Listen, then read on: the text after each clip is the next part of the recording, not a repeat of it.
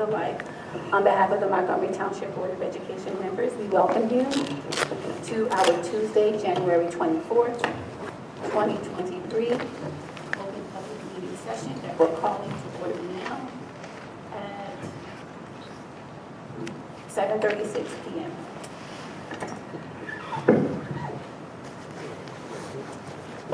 Roll call, please. Acting Board Secretary Columbus. Mr. Carlson. Here. Ms. Dowling. Here. Ms. Felak. Here. Ms. Franco-Herman. Present. Ms. Harris. Ms. Spina. Present. Mr. Todd. Here. Ms. Willett-Jernigan. Here. And Dr. Spence-Wallace. Present. Thank you.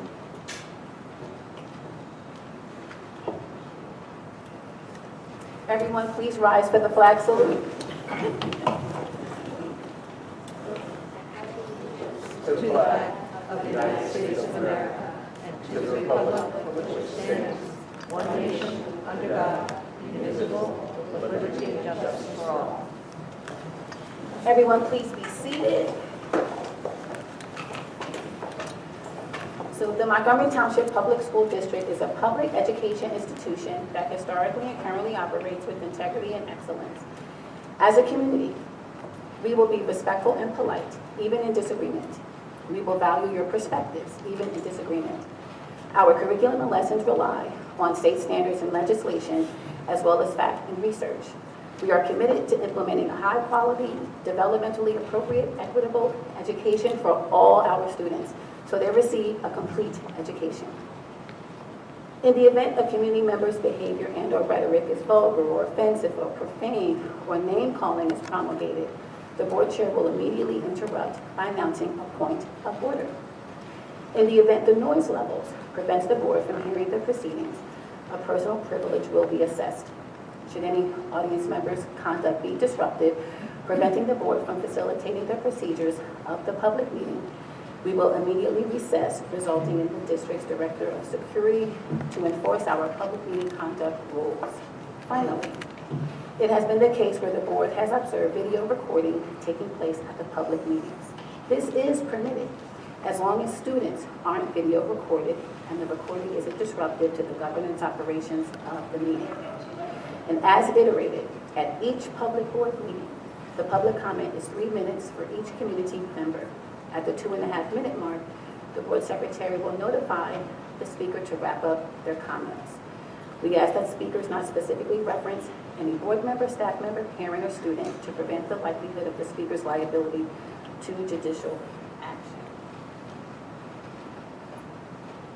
Next, we will hear from Mr. Ryan Walls with our student representative report. Hi everyone, can everyone hear me? All right. MHS is starting off the year on a high note with the Monty Science Olympiad team coming in 8th place at MIT Invitational, finishing in the top 10.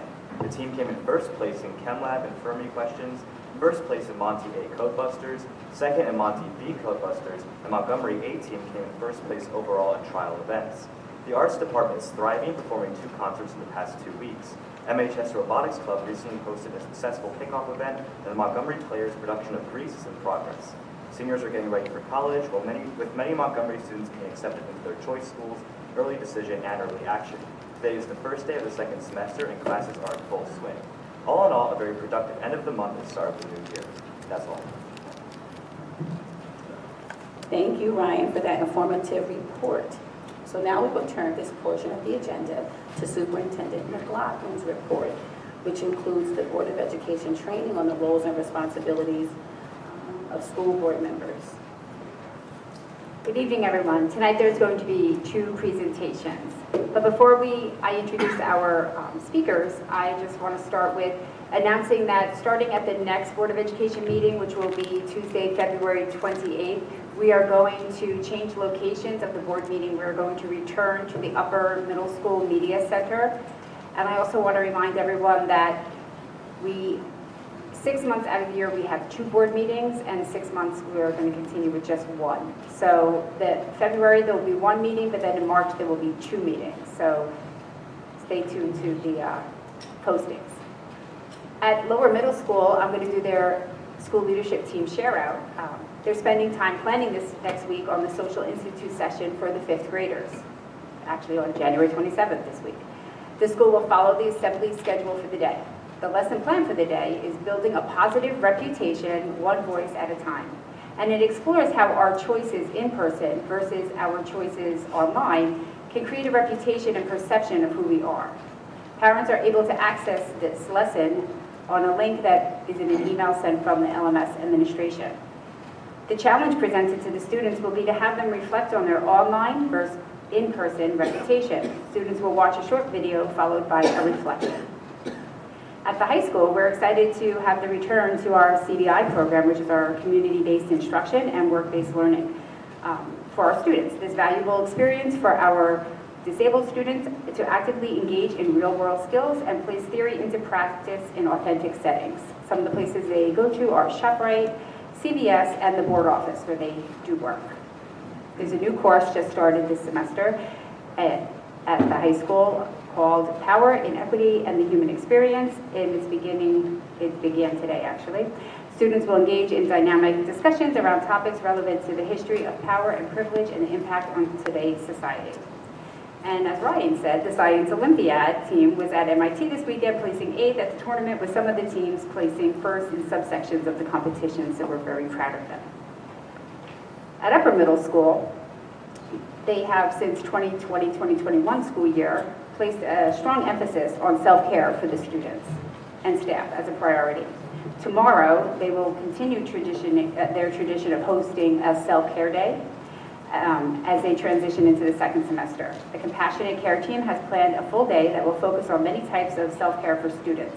Workshops to improve studentship, specifically executive functioning skills, and a variety of relaxation and recreational skills, including yoga, art, and volleyball, will be offered throughout the day. It will be a great way to reflect on semester 1 and reset for semester 2. At Orchard Hill, with our youngest students, our young writers are focused on informational writing. They're creating how-to books. Some include teaching each other how to play soccer, how to make waffles, and even how to follow the Cub core values. They also are engaged in the Week of Service to honor Dr. Martin Luther King last week. After a school-wide launch activity focused on creating chains of hope, students were provided with daily opportunities to serve their community and focus on the true message of MLK Street. Now we're going to get to our presentations. So first is our Board of Education training on the roles and responsibilities of board members, presented by New Jersey School Board Representative Mrs. Gwen Thornton.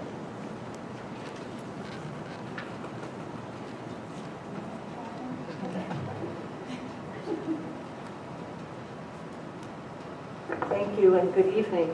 For those of you who are new, I'm Gwen Thornton. I'm your field service representative with New Jersey School Boards Association. I have been with the association, this is my 20th year. And preceding that, I was a Board of Education member in Somerset County for 10 years and president for the last 5 before I left to work for the association. 100 years ago BC, that would be before my children who are fully grown, I was a high school social studies teacher. So education has always been a part of my life, and it is really a privilege to be able to work with boards of education who are volunteers who give up their time to see that all children are well educated. My goal this evening is just to talk a little bit, since you have some new folks, about what your roles and responsibilities are, to answer any questions that you may have regarding your board service, because it can be a little bit different perhaps than any other volunteer activity you've ever pursued. There are lots of rules and regulations and so forth and so on, some of which you've already heard about, and so we like to come out and just welcome you to the fold. So I'm not really sure where the computer is that I'm trying to turn to. Is it there? Nope, over here. Just click. Just click it to the right. I am, and it's not moving.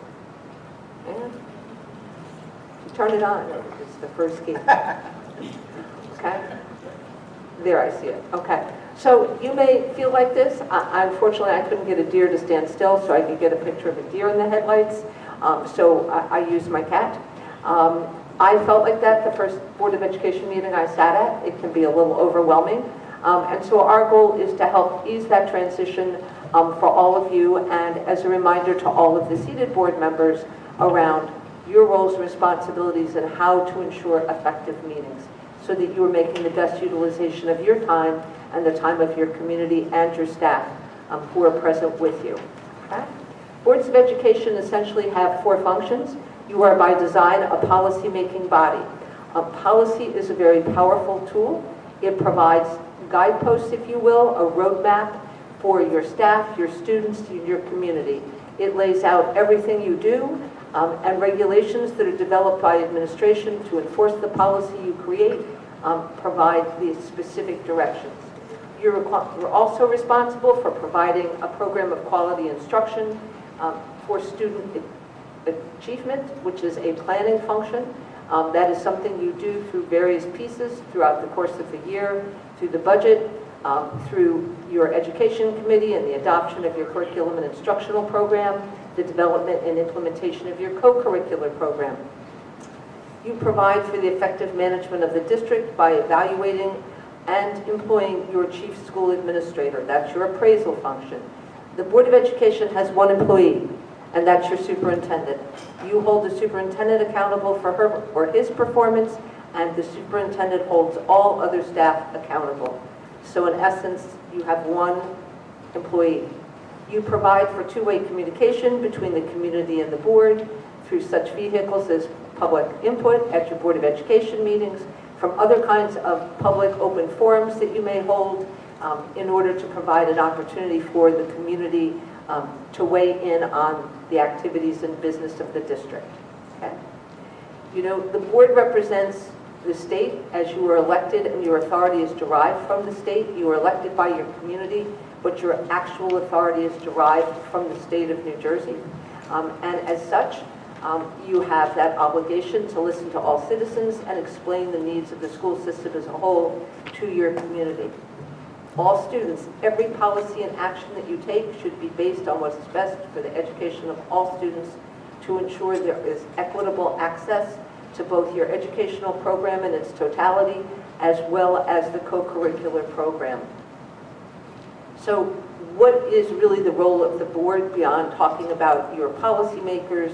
You engage in planning and appraisal. You're really responsible as a Board of Education for having a vision of where you want to see the district go, for working to collaboratively develop those goals on an annual basis that become the focus of your board work, and for the enactment of policy.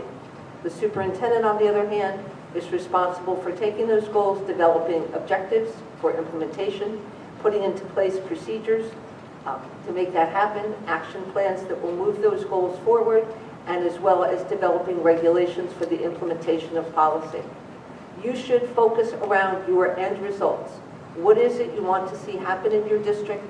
Why?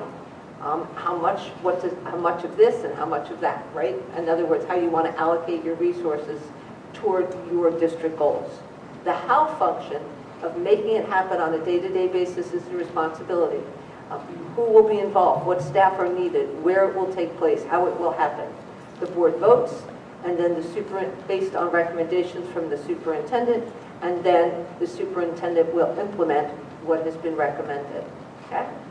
So policies provide your chief school administrator as well as all of the staff with direction, becomes the basis for your decision making. It should be the first question the Board of Education members ask when asked to vote. What does our policy say in regard to a specific area, so that you are living within the boundaries of your policy?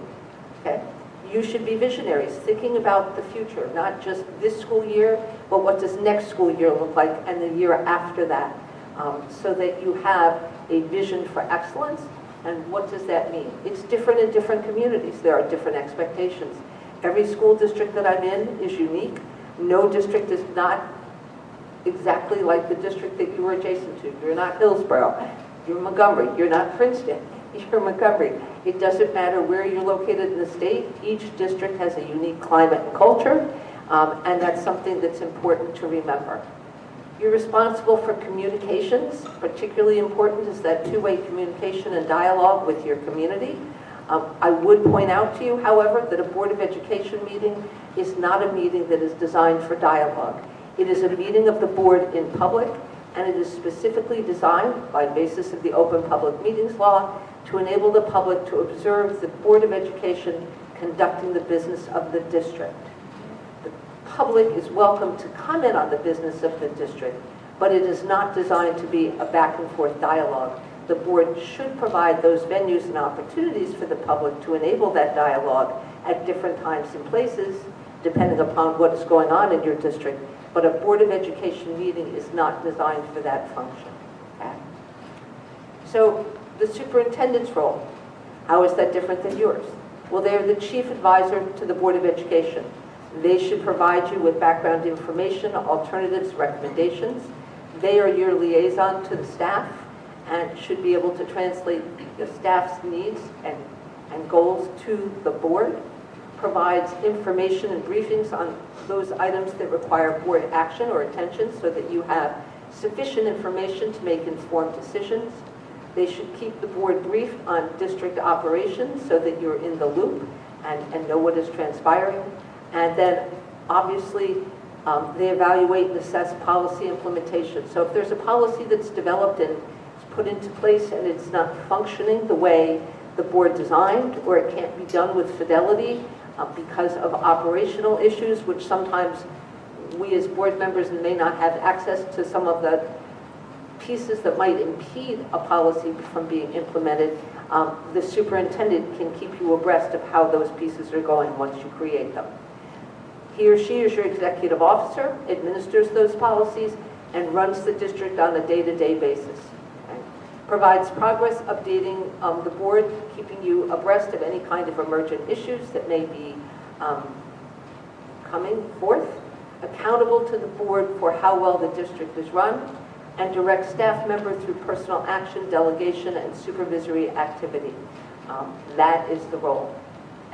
Lastly, as an educational leader, remains active in professional associations, familiar with current ideas and initiatives that are taking place in the educational landscape, and bringing those worthwhile ideas and programs perhaps to the attention of the board and the community so that you're always kept abreast of the latest changes that are coming forth. The one thing we know in education these days is that change comes all the time, and it's inevitable. It will continue to change and evolve. Okay? So the superintendent is really the implementer in chief. The board needs to, in order to be successful, trust that the superintendent is doing the work. The superintendent is responsible for providing the board with its best his best advice. The board is responsible for respecting the professional training and experience of your educational leader, and in turn, the superintendent is responsible for providing competent management of the school district. It is a relationship based on trust. Okay? The board needs to have confidence in your superintendent's ability to administer the district, and the superintendent will see that the board's policies are in fact implemented. Okay? So working together as a governing body and as your community's representatives in collaboration with your superintendent, as your chief administrative officer and educational leader, working together you truly can advance student achievement, which is the goal of every school district. How do you make that work? Well, the first, and you will hear this from all staff members at our association, one of the chief ways to make it work is no surprises. If you have questions, if you have concerns as Board of Education members, you have an obligation to bring those concerns and questions to the superintendent such that you can get responses and answers so that you can make your best informed judgments. But you want to always abide by that rule. The superintendent should not surprise the board, and the board should not surprise the superintendent. Okay?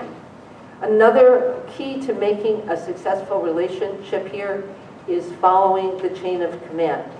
And by that, Board of Education members often are approached by members of your community, by parents, by community members, about problems, about issues, concerns that they would like to have addressed. Board of Education members only have authority when you are seated at a duly advertised meeting of the Board of Education. When this meeting is adjourned and you go out these doors, you have no more authority. Your only authority is when you are seated as a board member at a duly advertised meeting of the board. As such, you don't have the authority to solve problems for community members. Sometimes parents will reach out to a board member and say, I have a problem with my child's teacher, or I have this concern. And I know that most Board of Education members in an ideal world would like to be able to solve those single-handedly. However, that is not your role as a Board of Education member. So what you can do as a Board of Education member that is extremely helpful is to provide information and access to your community. And so we call it the chain of command. I sometimes call it the chain of communication. And that is to direct and guide parents and community members as to who to talk to get their concern addressed. And we always urge that parents or community members start with the person who is closest to the issue or concern. So if it's a child in a classroom, it would be, have you spoken to your child's teacher? If you don't find resolution and you're not comfortable with how that turns out, then you would go to the building principal. And if you're still not satisfied with the resolution at that level, you would then take it to an assistant superintendent in charge of curriculum and instruction. Or if it were a transportation issue, for example, you would guide the person to the Office of Transportation to talk to someone who could solve someone's busing problem. Certainly that's not something a Board of Education member can do. But you can help folks know how to access the system to get their question answered. You are the court of last resort. And so if a resolution to a problem is not possible and it gets to you, if you've involved yourself 3 levels or 4 levels back, you would have to recuse yourself and not participate. So you want to make sure that the one thing that you can do is to provide folks access and guidance as to how to get their problems at least responded to. Okay? So, and again, as I said earlier, you have no legal status other than that of any other citizen except when you're seated here with a quorum in a legally constituted meeting. And that comes right from NJSA 10-4.6. That is unfortunately the law. Okay? As individuals, board members cannot direct the superintendent or any staff member. You have no authority to do so. You cannot make decisions for or on behalf of the Board of Education. It is the collective of the board by virtue of majority perspective and votes. Okay? You cannot take actions for the board or speak on behalf of the board unless the board has authorized you to do so. Most districts have policy that says that the board spokesperson is the president of the board and that the spokesperson for the district is the superintendent. And so you need to be mindful of that. And they can only speak on behalf of the board when the board has authorized them to speak on behalf of the board president. So it is not as though someone has carte blanche to go off and speak anyway, on anything. The board president has to have the consent of the board to do so. Okay? So you have seen the Code of Ethics before. We have it in here. I know that your board attorney did your annual ethics training. That was great to get it out of the way at your reorg meeting. But that's the bottom one is I just wanted to point out about referring all complaints to the chief administrative officer and acting only after the failure of an administrative solution. So if you were to engage yourself in trying to solve someone's problem and did not refer it to your chief school administrative officer, your superintendent, you could find yourself in a difficult position. So it is not just not a good practice to try to do that, it's required of the New Jersey School Board Member Code of Ethics. Okay? You're responsible for communicating with your community. Again, representatives, you are those folks. You have that dual role. You represent them here at the table. You vote on behalf of the students in your community. When you think about it, sometimes I ask new board members at new board member orientation who they represent. Very often they'll say, well, the taxpayers. And taxpayers can go to the polls and vote. Teachers and other educational groups in the district have a process by virtue of their associations, and they have a voice. The only people without a voice are the children. And so you are their voice. You are representing their best interests. in a fiscally responsible, accountable way. I'm not saying ignore the taxpayer, but what I am saying is that your focus should be around doing what is right for all kids, okay? Because you are their ambassadors in the community, okay? So you do have an obligation to listen to all citizens and to explain to those who may have a different point of view the needs of the school system as a whole. And the notion of a Board of Education is that in 9 voices or 7 voices, I have a board actually of 12 members in one of my districts, that there is more wisdom that comes out of the discussions and the debate and the collective perspectives of a group of people than any single individual. And so it's really important that all voices be heard at the table and respected, and that all viewpoints within your community be heard and respected as well, okay? Again, you know, your job is not to solve the schools. We'd all like to be super person. There, I won't even make it super, I make Supergirl, not a boy. Nobody noticed, okay. So again, you know, you can listen to your community, empathize, but you can't resolve it. So advise them of the chain of command, and then, you know, the issue, if it comes to the board level, then you would address it then with your vote. As one vote, all board members have one vote, okay?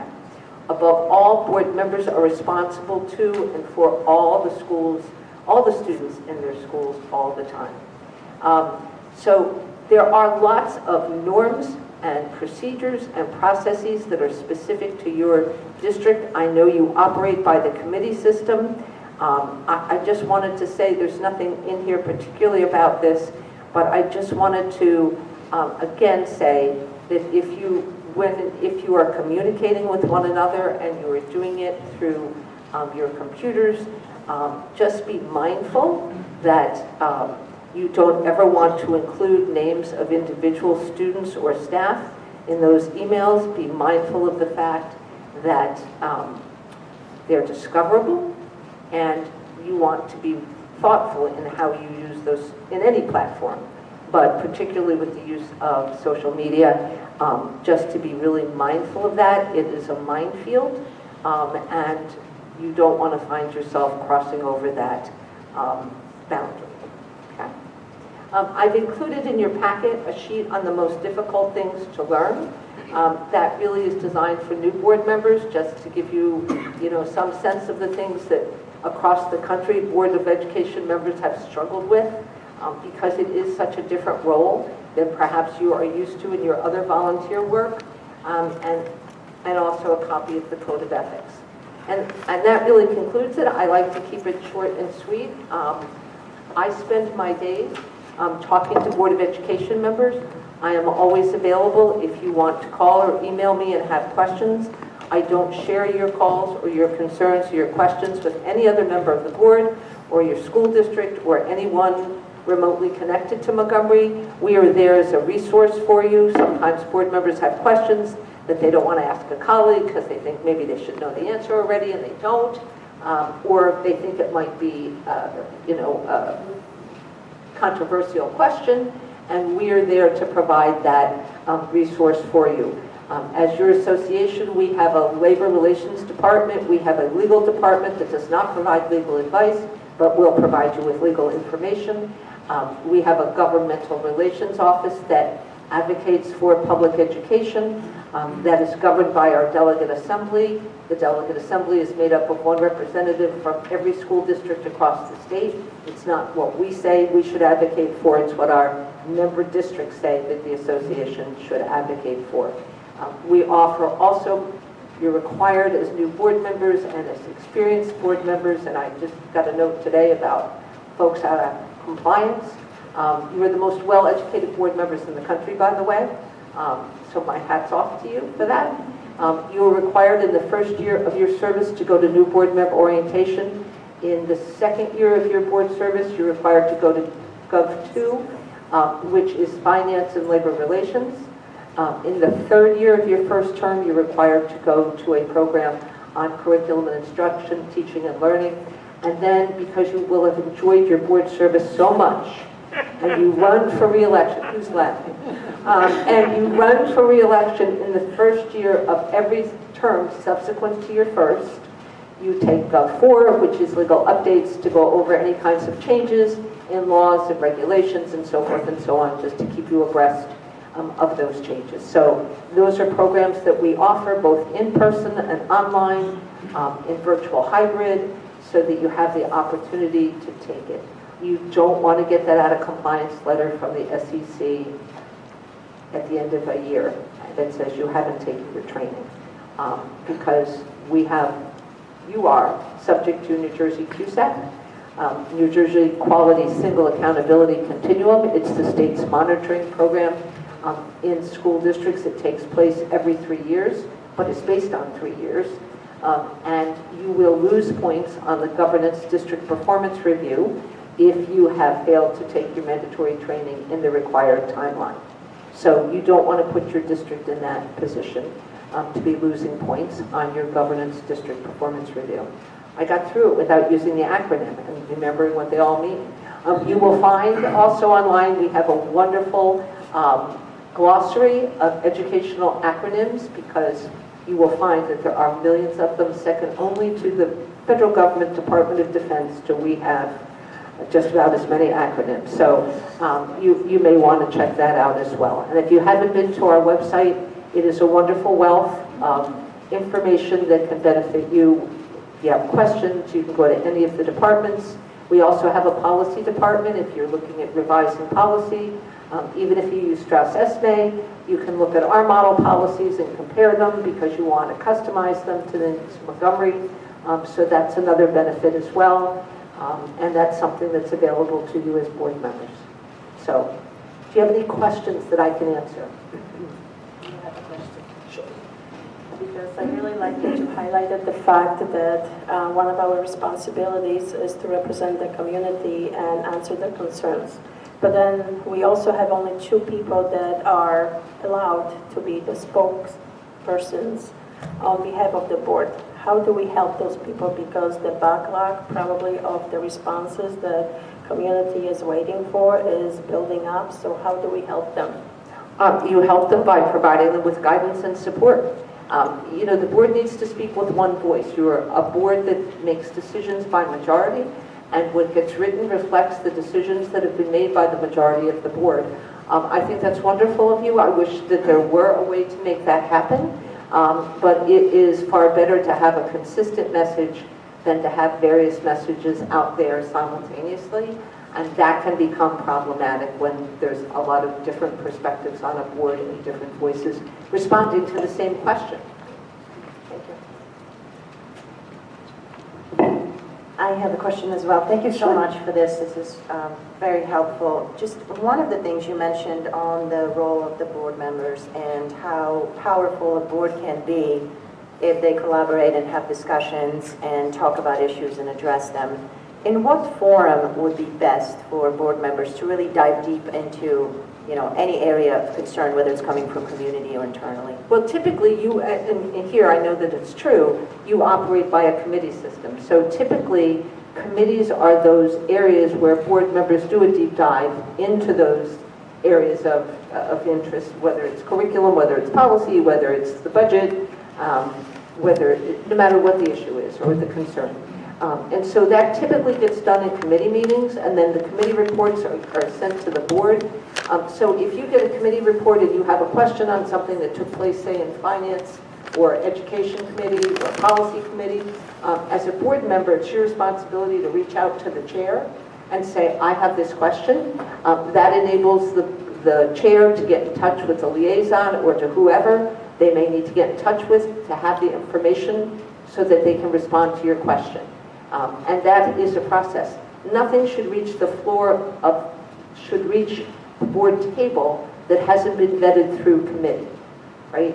So each committee works through the issues related to a particular topic, and then once that happens, the committee reports are given, and that's the board's opportunity to ask questions and to have a discussion around whatever the committee has recommended or not recommended or discussed that you may have a question about. But again, it goes back to that first rule of board governance, no surprises.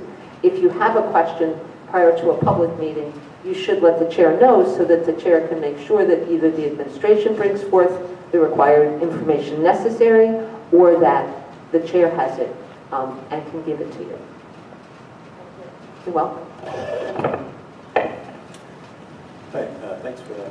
Yeah, I remember you giving this last year, and I learned something else this year. Oh, good. Yeah. I'm thinking about town halls. I think you mentioned town halls. And, Town halls. Yeah, they seem like another way to get input from the community. How many districts, or how many town halls do districts usually have, and how are they? They're all structured differently. It depends on the district. Some districts don't call them town halls. Some districts have breakfast or coffee and donuts with the superintendent with a couple of board members present. That's one thing that gets done in some districts.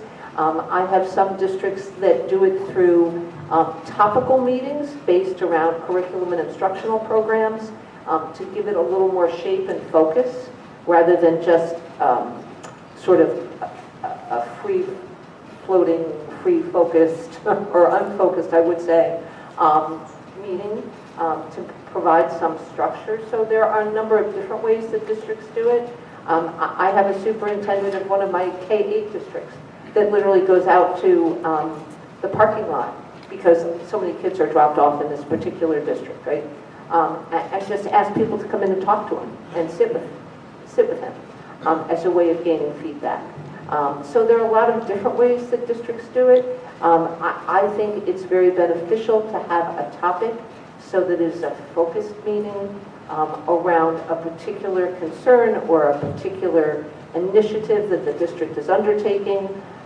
You are required, though, for example, by law, to have a public hearing on your budget. And that's another opportunity for the public to ask very specific questions around your budget.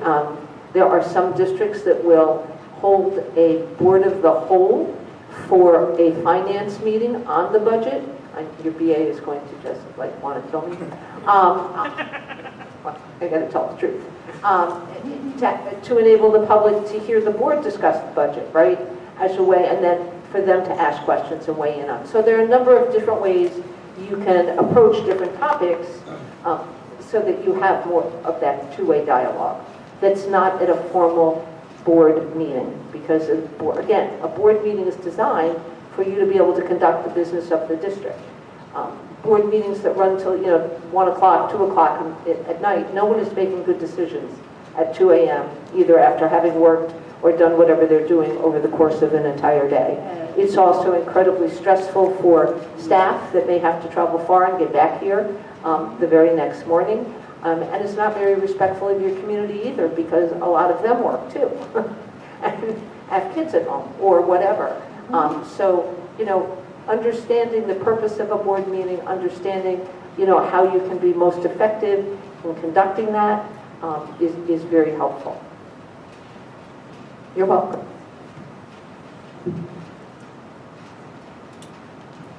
Gwen, thank you for that presentation. You're welcome.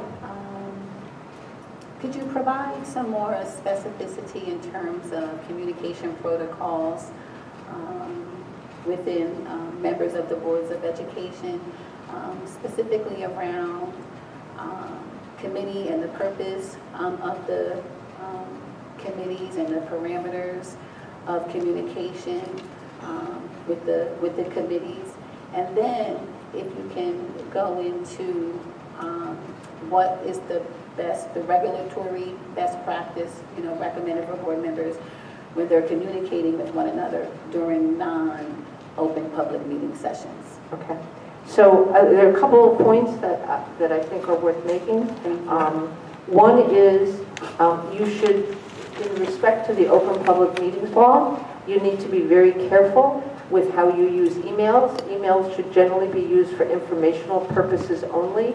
You don't want to start a sequential email discussion because that would likely be violative of the Open Public Meetings Law. If, Zelda sends out an email and Marty responds and then Maria responds and then Michelle responds and then Cookie responds, pretty soon you have a quorum of the board in sequence commenting on district business. So it is best only to use it for informational purposes such as here's the agenda, the meeting has been moved from 7 to 8 o'clock, never puts any student or staff name in any email ever.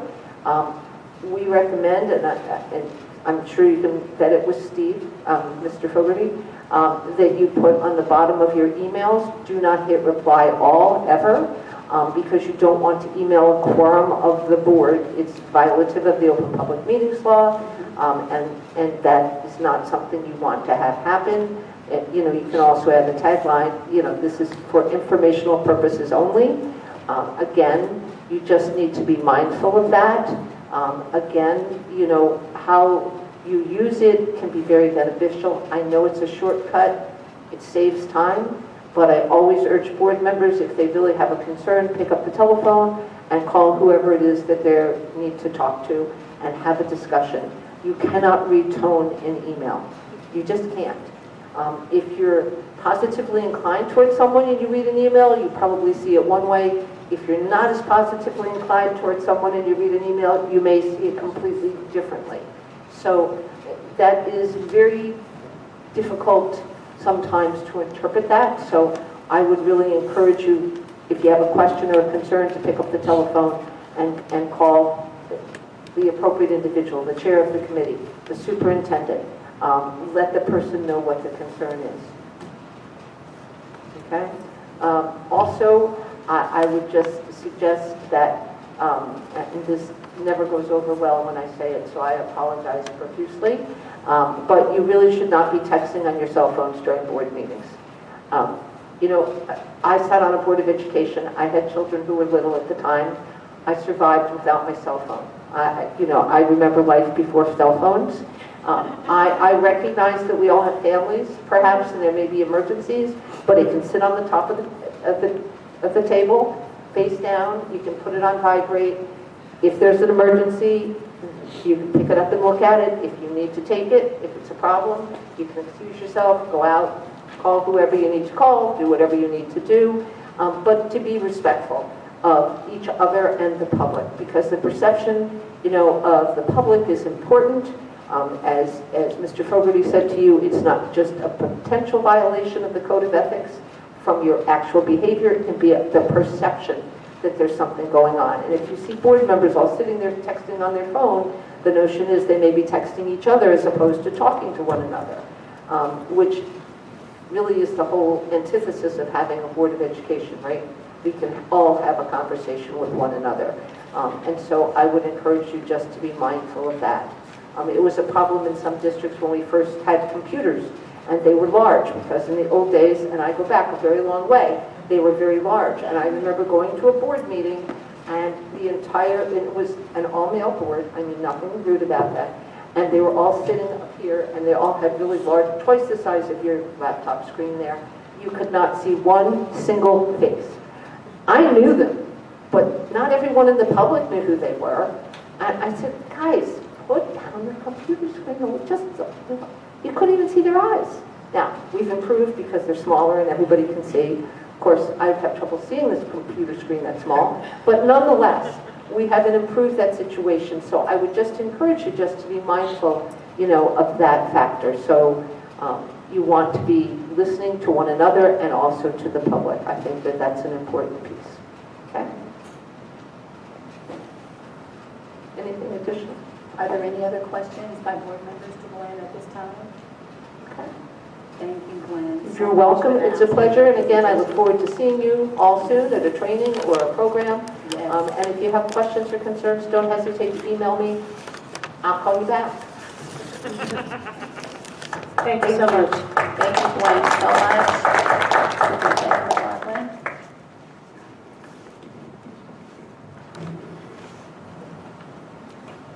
Let's make sure she's here. Our next presentation is this Start Strong assessment presentation being given by Mrs. Stacy Young, our Director of Equity, Data, and Accountability.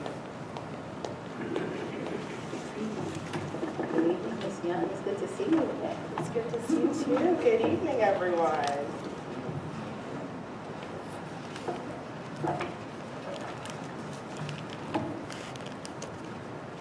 Okay, tonight I'm here to share out on our fall 2022 results from the Start Strong administration. going to begin by talking.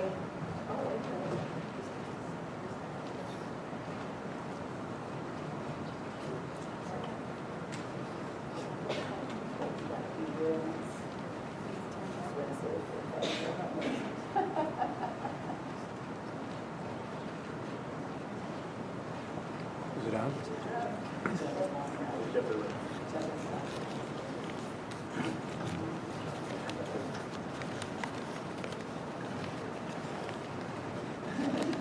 Thank you. Okay, I want to begin by talking a little bit about what the assessment is.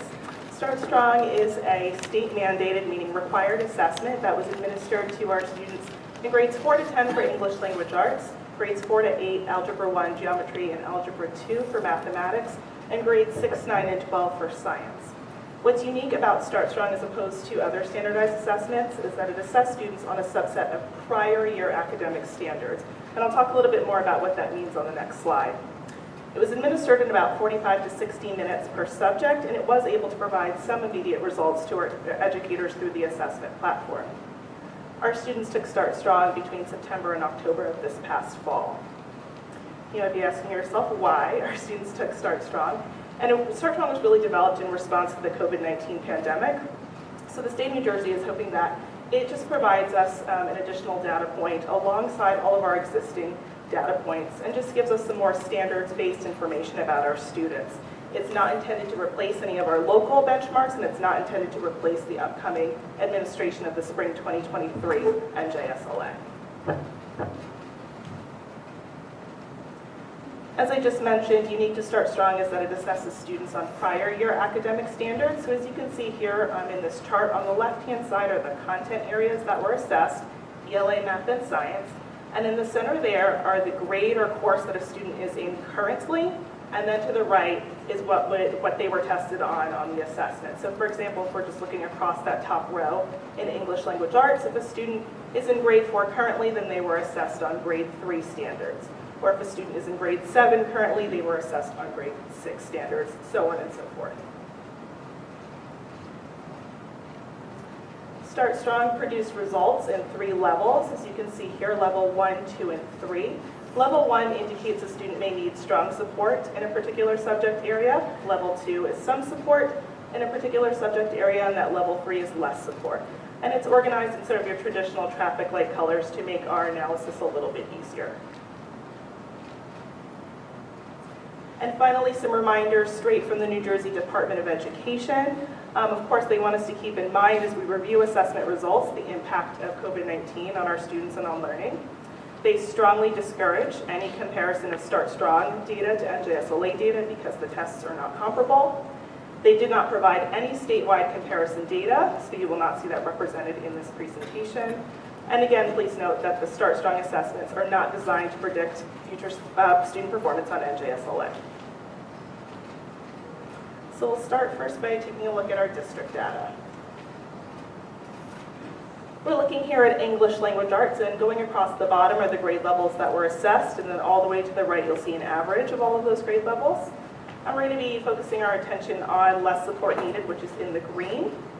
So you can see our 4th graders coming in at 54% less support, our 5th graders at 77, our 6th graders at 66, our 7th graders at 73, our 8th graders at 75, our 9th graders at 80%, bringing us to an average of 72% in the green or less support needed in English Language Arts. Taking a look then at math, and math is going to be presented in 2 slides because it was just too much to fit on one. You can see here grades 4 to 8, and our 4th graders came in at 61%, less support needed, our 5th graders at 68, our 6th graders at 77, our 7th graders at 60%, and our 8th graders at 26%, keeping in mind that 8th graders are also represented on the following slides as they take Algebra 1 and Geometry as well. So you can see here Algebra 1 represented at 56% for our middle schoolers, 17% for our high schoolers, Geometry coming in at 63%, Algebra 2 at 73%, and the average coming in at 63% less support needed. And then finally, Science, which was only assessed in 3 grade levels, 6, 9, and 12. Our sixth graders came in at 53% less support needed, our ninth graders at 40%, and our 12th graders at 66%, bringing us to an average of 53% less support needed. We'll take a look then at our demographic analysis. And we're going to start by taking a look at subgroup race, and this is for English language arts. Our Asian students came in at 78% less support needed in ELA, our Black students at 47%, our Hispanic students at 54%, multiracial at 68%, and our white students at 67%. We're going to stick with subgroup race and now take a look at mathematics with our students who are Asian coming in at 80% less support needed, our Black students at 19%, our Hispanic students at 35%, our multiracial students at 57%, and our white students at 47%.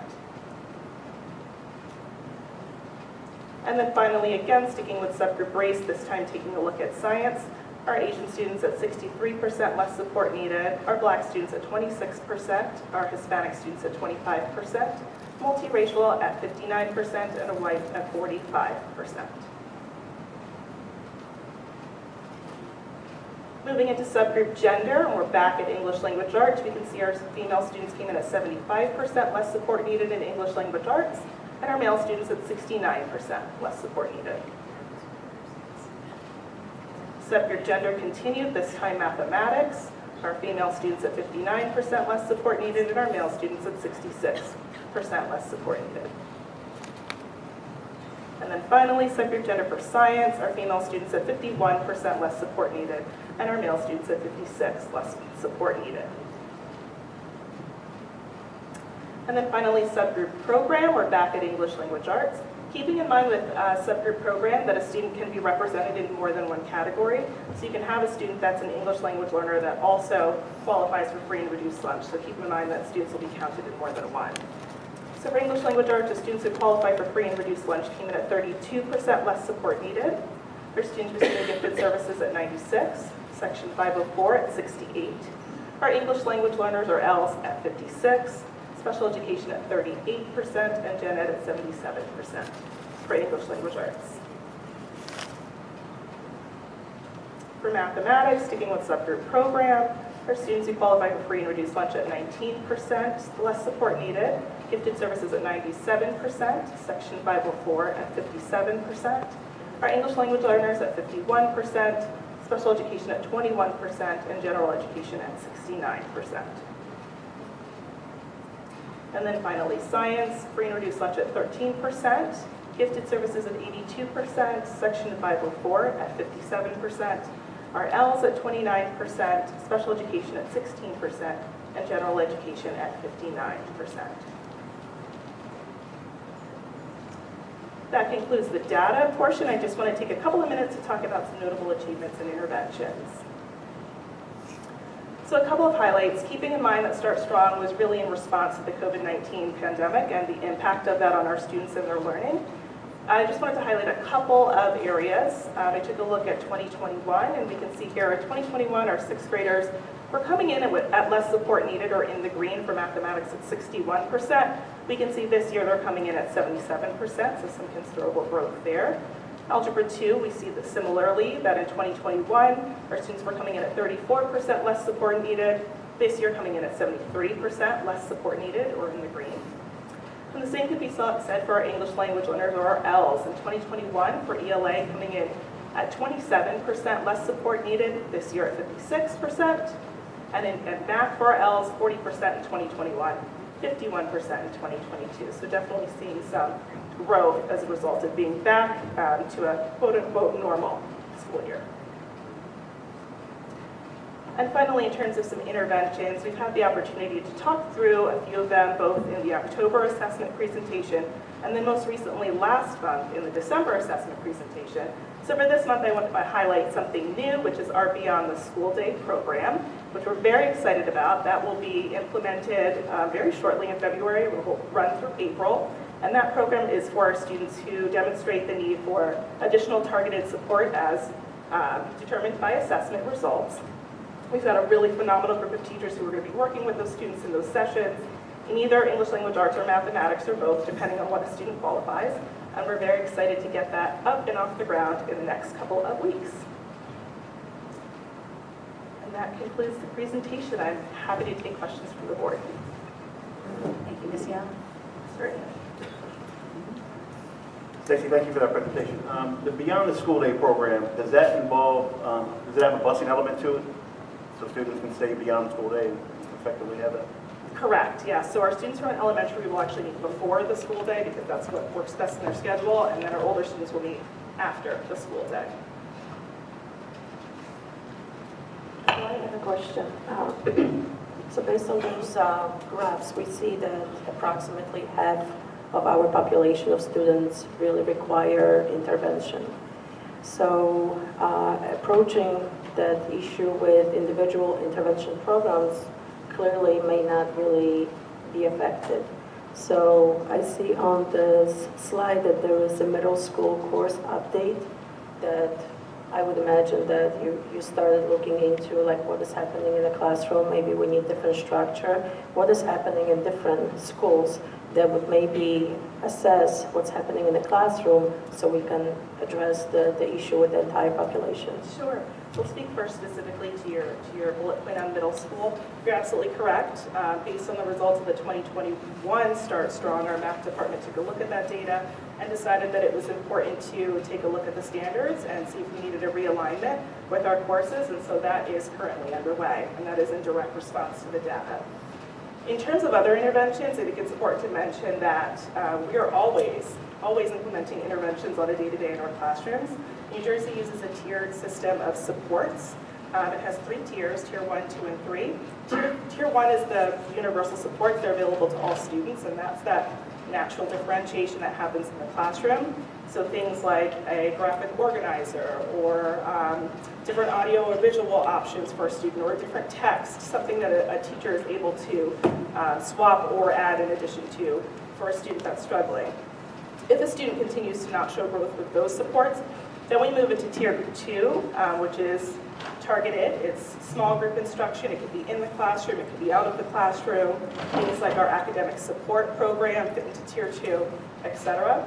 And then if a student continues to struggle with whatever it might be, standards or skills, then we move into tier 3, which is that formal referral and evaluation process. So have you considered maybe even going to something as simple as returning to a textbook instead of, just using like loose articles, printouts, something that is making for students difficult to stay organized. And when you give them a textbook, then they stay on course. They know, okay, chapter 1, is going to be covered on the test. Maybe giving them that type of structure would help them focus better. I think a number of our classrooms are using a structure, and several of them do use textbooks. It really depends on the class and the grade level. But I would say that our classrooms are using structure. Thank you. Sure. I had a question on math too. I think you may have answered it. I may be asking a different question in a different way, but Sure. looking at your graphs of the progress in math, it seems to tail off around 8th grade. And I know math gets kind of hard around that. I'm wondering, do other districts have a similar graph where it tails off around 8th grade, or do they have to do something different? Is there something they do that you might? Sure. I think, I can tell you anecdotally without having data from other districts that really what it is in 8th grade is that we start to see students taking multiple maths. And so you have your students who are excelling in math taking geometry or taking algebra 1, and then so what's left in 8th grade are students just taking just grade 8 mathematics, and so sometimes that's why you tend to see that dip. So the question. Just to build on that real quick, I also noticed that the numbers were going down when the kids were taking it in 9th grade, meaning transitioning from upper middle school to high school. Is there anything that we're thinking about or doing to make that transition a little smoother for them, right? I'm sure this is like a new environment for them, so. Sure. That's a great question. I don't know off the top of my head, but I'm happy to reach out to the math supervisors and find out. Yeah, science and language arts, I noticed also, it's just that. Sure. That period. That transition. I could definitely speak to the math. Our math supervisor at the high school spent a lot of time last year in the middle school based on test scores and also the absence of a supervisor in that department. So definitely saw the disconnects and putting the connections back together. So that's definitely been ongoing. And also in the science department, there's a lot of collaboration and articulation between the middle school and the high school, especially more and more since we've seen the test results last year. Hi. You had mentioned that these tests were administered because of the pandemic. Are they going to be administered long-term? Is the idea that we're We sticking would with- love to know. Okay. We would love to know, but unfortunately, the state hasn't issued any kind Doesn't of, count, okay. yeah.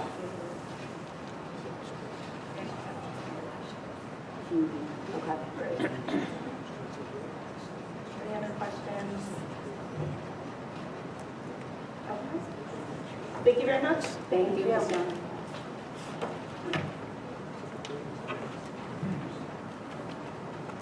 New business from the public. The Board of Education welcomes and encourages input from the public. Members of the public are allotted one opportunity to bring any new business to the board for up to a maximum of 3 minutes per speaker. All comments or questions must be directed to the board president and not the members sitting in the audience. Before you make your comment, please state your name and address and write both in a notebook provided at the podium. Being mindful of privacy rights regarding students and board employees, and to avoid any potential liability on the part of the speaker, as mentioned in the beginning of the meeting, the board discourages references to specific individuals. While directing your comments or questions to the board president, please understand that the public comment portions of the meeting are not structured as Q&A sessions, but rather are offered as opportunities for you to share your thoughts with the board. The board president may need to refer an issue to the superintendent if the particular issue has not been handled through the appropriate chain of command with the school district. Gwen spoke about that earlier this evening. However, responses may be provided at the end of the session. There are times when comments and questions will require additional fact gathering before a response is provided. So Acting Board Secretary Colombo, would you please commence with monitoring public comment? Is it public comment time? Yes.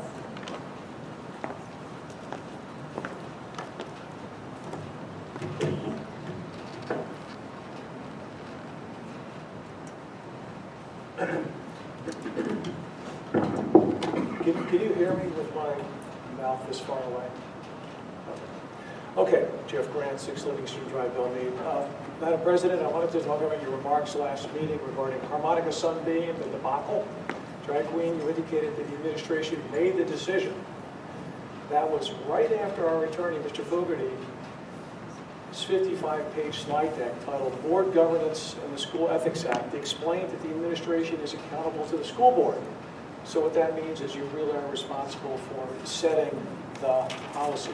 Here's the slide he gave us. This is slide 3. It says, call the board, make, amend, and repeal rules of the government and management and regulation of conduct of its employees. So you are responsible for Harmonica Sunbeam and that drag queen. So please explain why the board has not established moral standards in this vein. Point 2, Mr. Fogarty remarked about the use of government facilities. Can be summarized by we either allow the use of facilities for everyone or no one.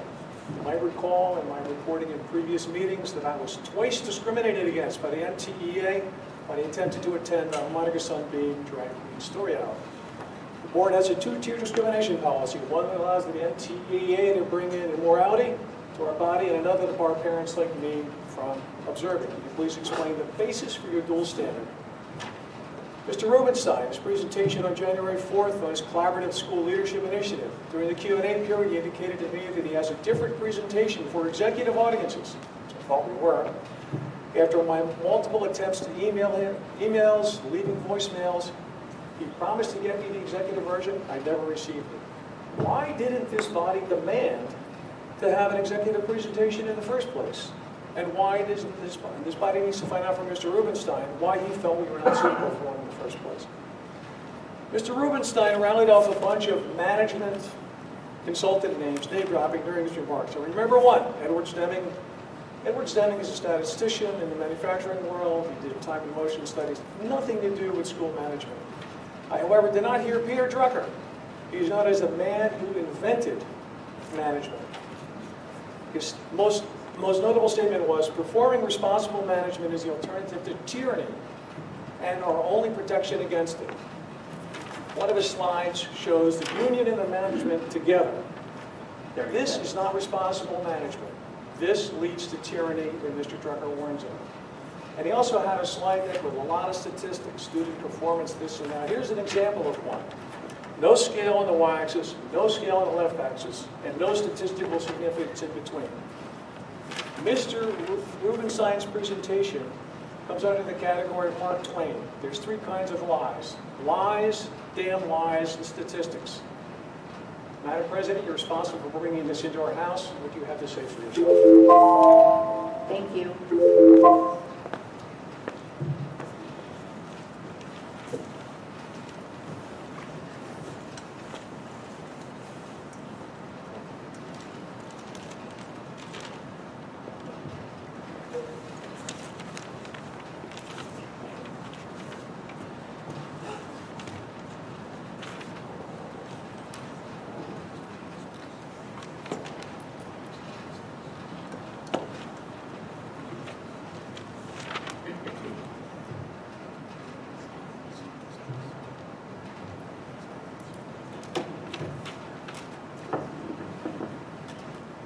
My name is Gabriel Zerva, and I live in Belmead.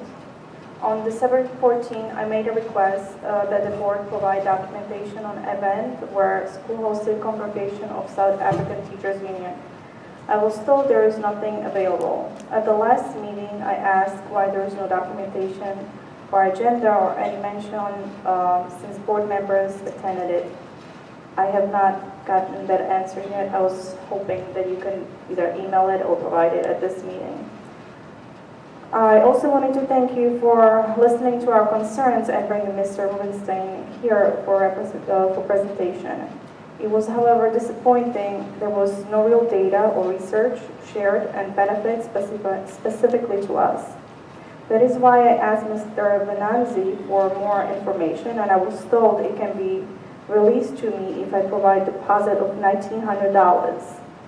That was the cost for copies, review, and reduction of confidential information. Mr. Rubenstein said there was no contract with school, so how could there be any confidential information? I see some other issues with the study. For example, the fact of personal relationship. Has Mr. Rubenstein disclosed any information on his personal relationship with the MTA officer, I will call it, since we're not allowed to name people? Has this person distanced herself from the study? And also on the December expense report, it shows zero cost for Ms. Gevorkian on travel, air, and meals. I would like to know who's paying for it. Will she be representing this district or MTEA? And who is paying for the third airfare, since only two airfare were mentioned. SAT2 connection to communism is actually relevant, since they are paying for school and board members' lodging. I know when somebody says communism here, people just ridicule and laugh at you. So let me tell you from personal experience, living under communism impression is not funny. You have no personal freedom. For example, if you walk down the street in the middle of the day, you will get stopped by the police. They will ask you for your papers and why you are not at work. And you better have a good excuse. Everything is controlled by unions. They decide what job you will get and what your future is going to be. So this appearance of this trip is appalling. And I know you don't want to hear about the drag queen event anymore, but until you hold MTA and yourself accountable, it will not be put to rest.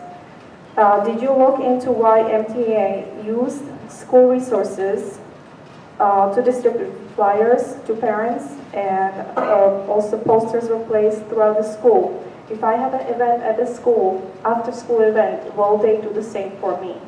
Thank you. Thank you.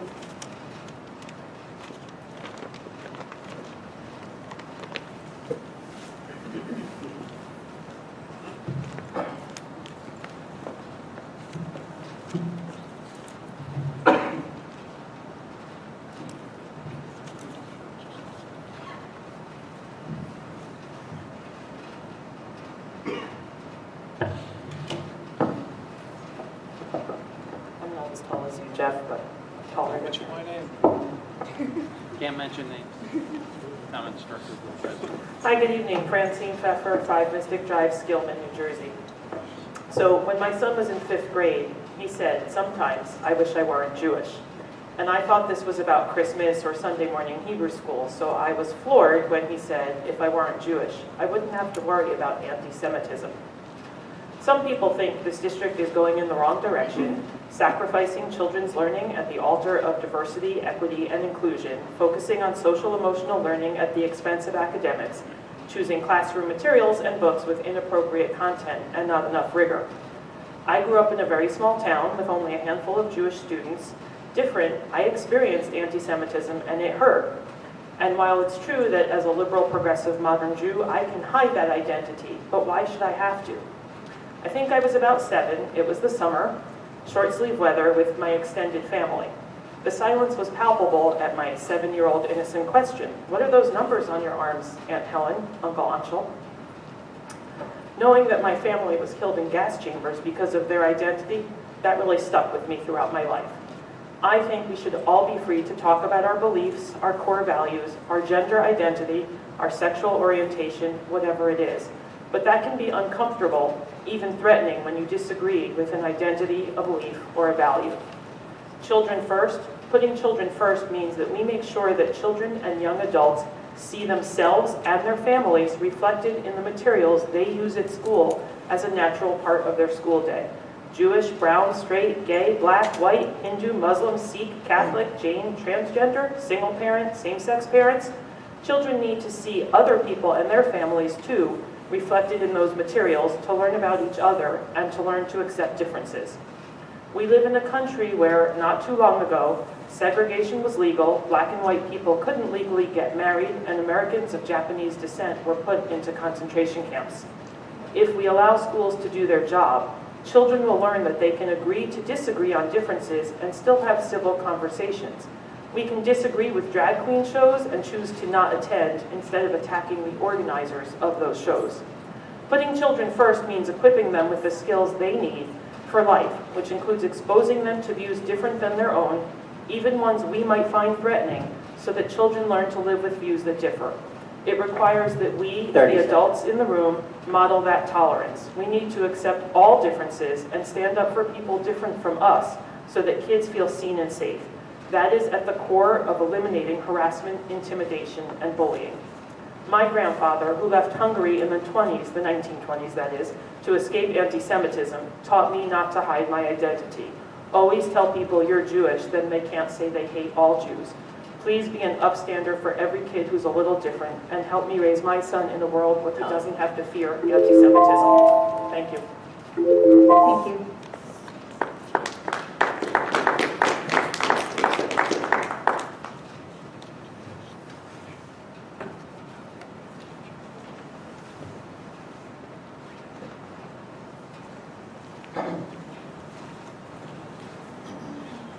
Good evening, Charles Hunt, Skillman, New Jersey.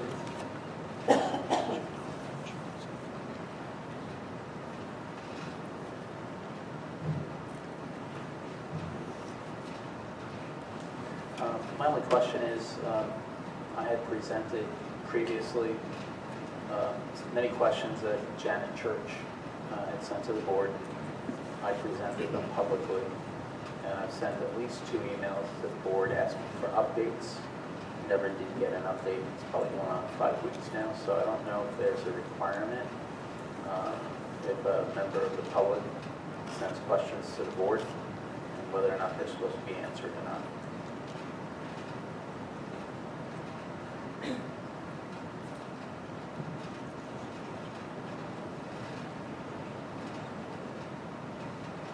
I made them to the attention of the, Questions will be Board secretary. responded to at the end of the public okay, session Fantastic. concludes, if we have the information to provide it at that time. okay, thank you. You're welcome. Thank you.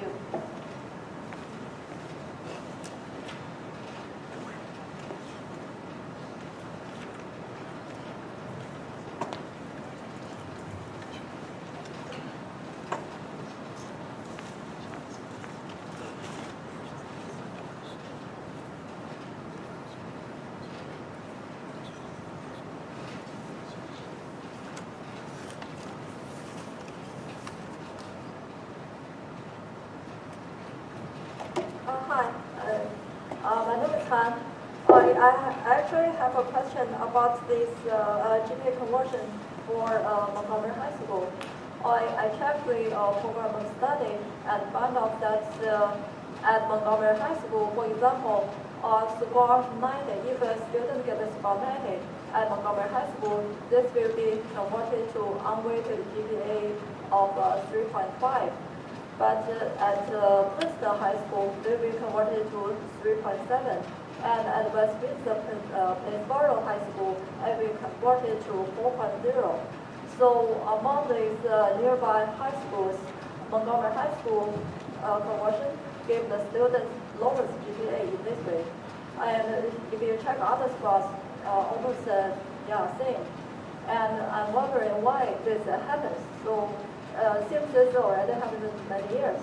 And another thing that if you check the conversion at Montgomery High School, that with the AP courses and other courses, then students will get additional half point added to the GPA.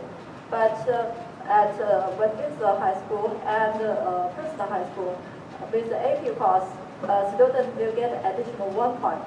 So on the course, they get an additional half point. I asked some other Montgomery High School students, they said that if they take AP courses, they will spend much more time and effort to achieve this, to survive this course. And actually, eventually, GPA conversion didn't award students that who paid more effort to study their course.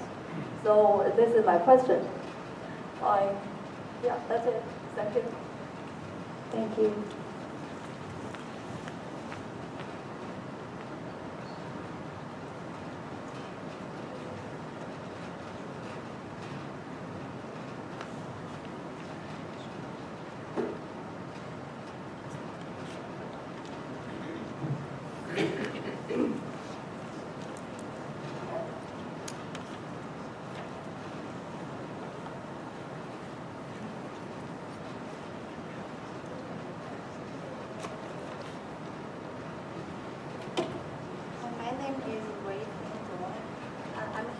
Just asking, Talking to the microphone so everyone can hear you. Thank you.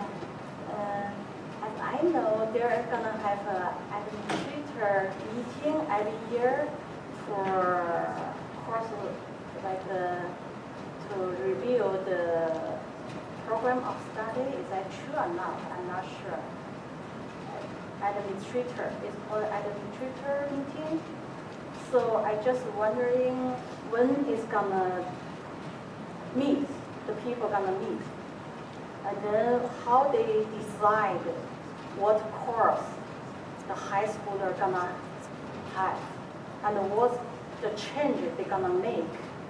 Because from my experience, I think that board of president, you're gonna know, right? Last year, our 8th grader parents has an issue about you totally eliminate the physics class.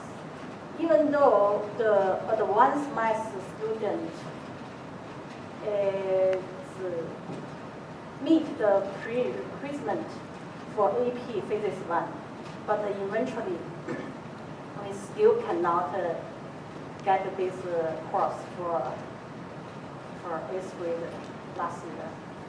So I'm wondering how you make a decision to he limited a course for the whole grade. Because as I know, for the program of study, they always saying our district purpose for individual students. But if you took the course from all students, they don't have any choice.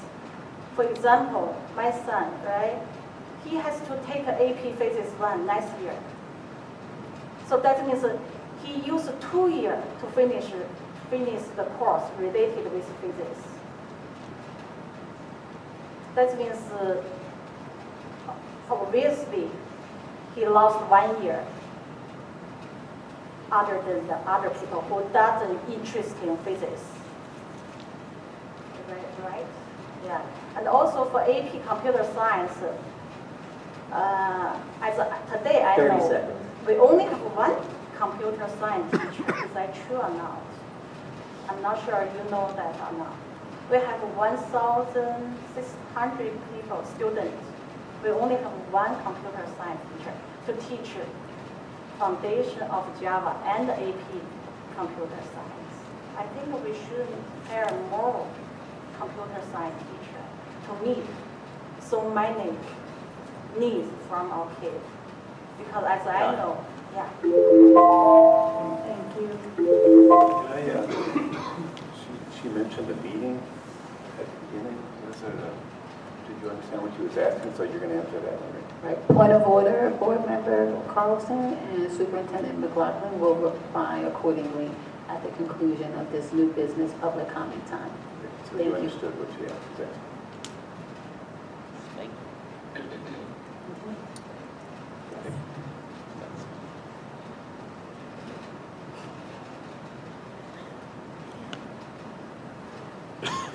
Any other communities for new business to the board public comment? Well, thank you for your comments and your questions. Superintendent McLaughlin, would you please reply to those questions you're able to at this time?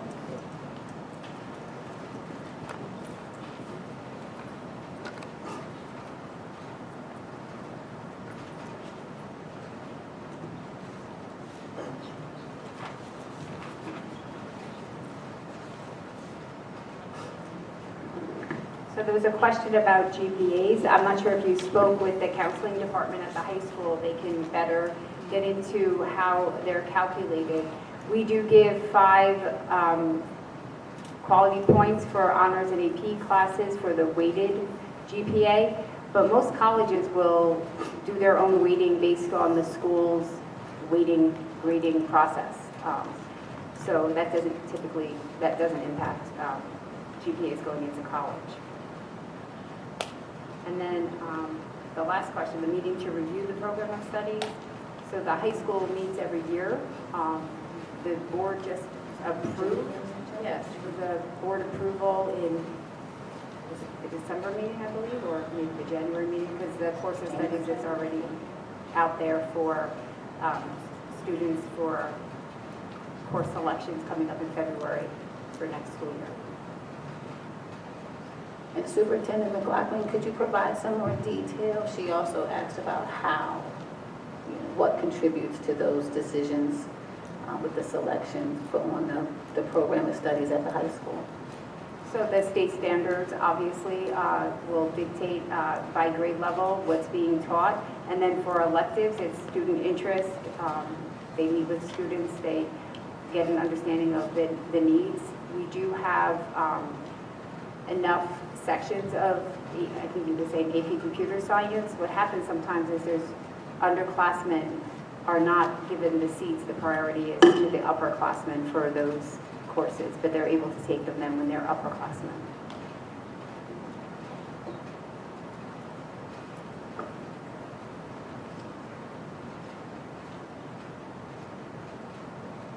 And there was a question about does the board have to respond to all the questions? So the board acknowledges receipt of all emails, and then if appropriate, the questions are answered. They won't answer questions that have been answered previously at board meetings and or in previous emails, because that information is obviously public and it can be looked up.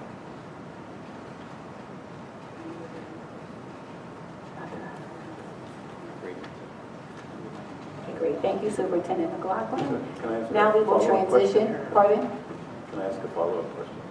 The physics, that, I think we've heard about before, the physics class that was dropped. Is there a chance of something like that coming back? I know I've been asked that outside of this one.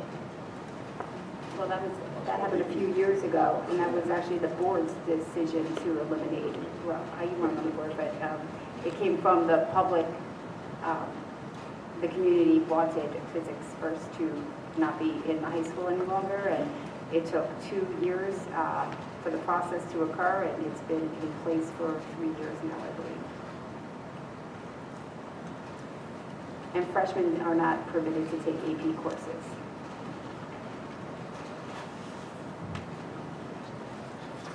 So, is this the point where I can ask questions about some of the things that were brought up? I was curious about the $1,900 for Gabriella's request. Is that abnormal? I mean, it sounds like there was quite a bit of communication between, was it Saul Rubenstein and somebody on board, or somebody at the school? Was there? It just seemed like a very large number, $2,000 for the request there. So when Oprah requests come in, if they're simple, quick searches and the information is provided, but sometimes it's more detailed and going back years and years. So we have to call our contracted technology people to go into the archives, and we have to get the technology director involved and other technicians and the business administrator, and it's hours and hours and hours of work just to even find what the person might be looking for. And so that time needs to be paid for in order to get the information, and that's part of the Oprah rules and regulations. Right, but in this case, they were talking about hundreds of emails that they had found and that they need to go through and redact, which I thought was, I mean, so they already had them. Right, so But the attorneys have to go through all the emails There's a and make review sure that process. there's nothing in there that is not supposed to be given through. I was really surprised at the number of communications. All right, thank you. That was the estimation provided by our acting board secretary.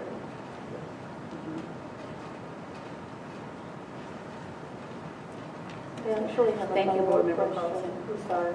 So when we are determining the cost of that type of request, we are trying to assess like how much, like what really makes up the $2,000? Is it like per hour rate, or is it the cost of printing, or anything? Thank you so much for that question. I really appreciate it. I do know that board, school business administrators utilize a formula that is a common practice throughout the state of New Jersey.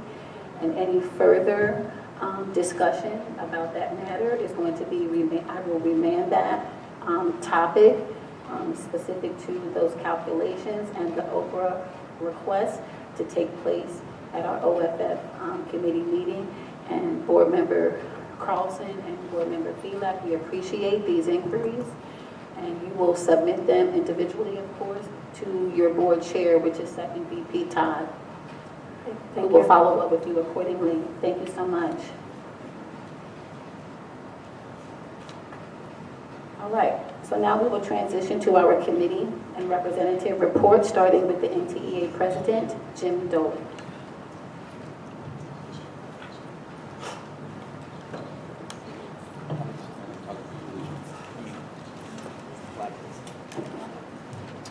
Good evening, board members, community members, administrators, both here and watching virtually.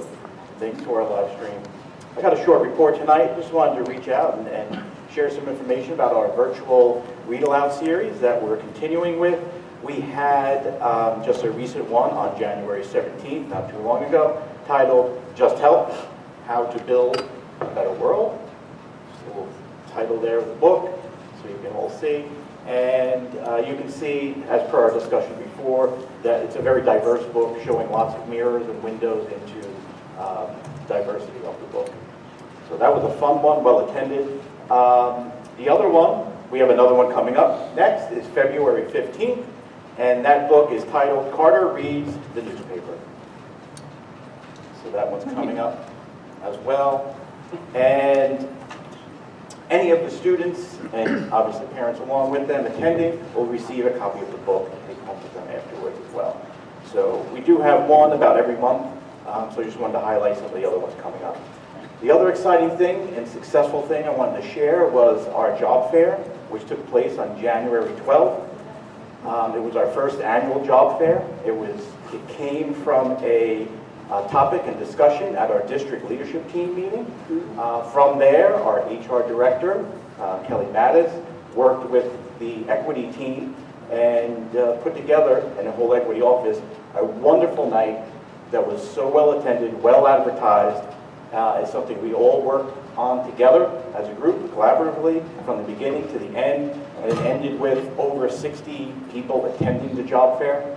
So that was everyone from working as bus drivers to custodians to teachers to counselors, you name it, people came out that night. So it was a great, huge success, and we look to do that again. Thanks to everyone supporting and pitching in. And thank you, board member Cookie Franco Herman, for coming, and not only just lending your support, but also being a greeter at the table and directing people where to go. Because at times we did have quite a few people there to move around and direct. So that was a great success. We look forward to doing that again. What I typically have said before, and some of you may have heard it, with the teacher shortage, and not just a teacher, but anyone that works in the school system, from custodians to bus drivers and so on, we need to do our best to try to get all of the jobs and openings filled that we have here in our school district. We're not any more important than anyone else, but if we try a little bit harder, we get all those vacancies filled, which provides a better experience for staff and students altogether. So with that being said, we look forward to doing that one again and sharing that success and collaborative work together. So thank you all, and have a wonderful night. Thank you. So board member delegate reports will begin now.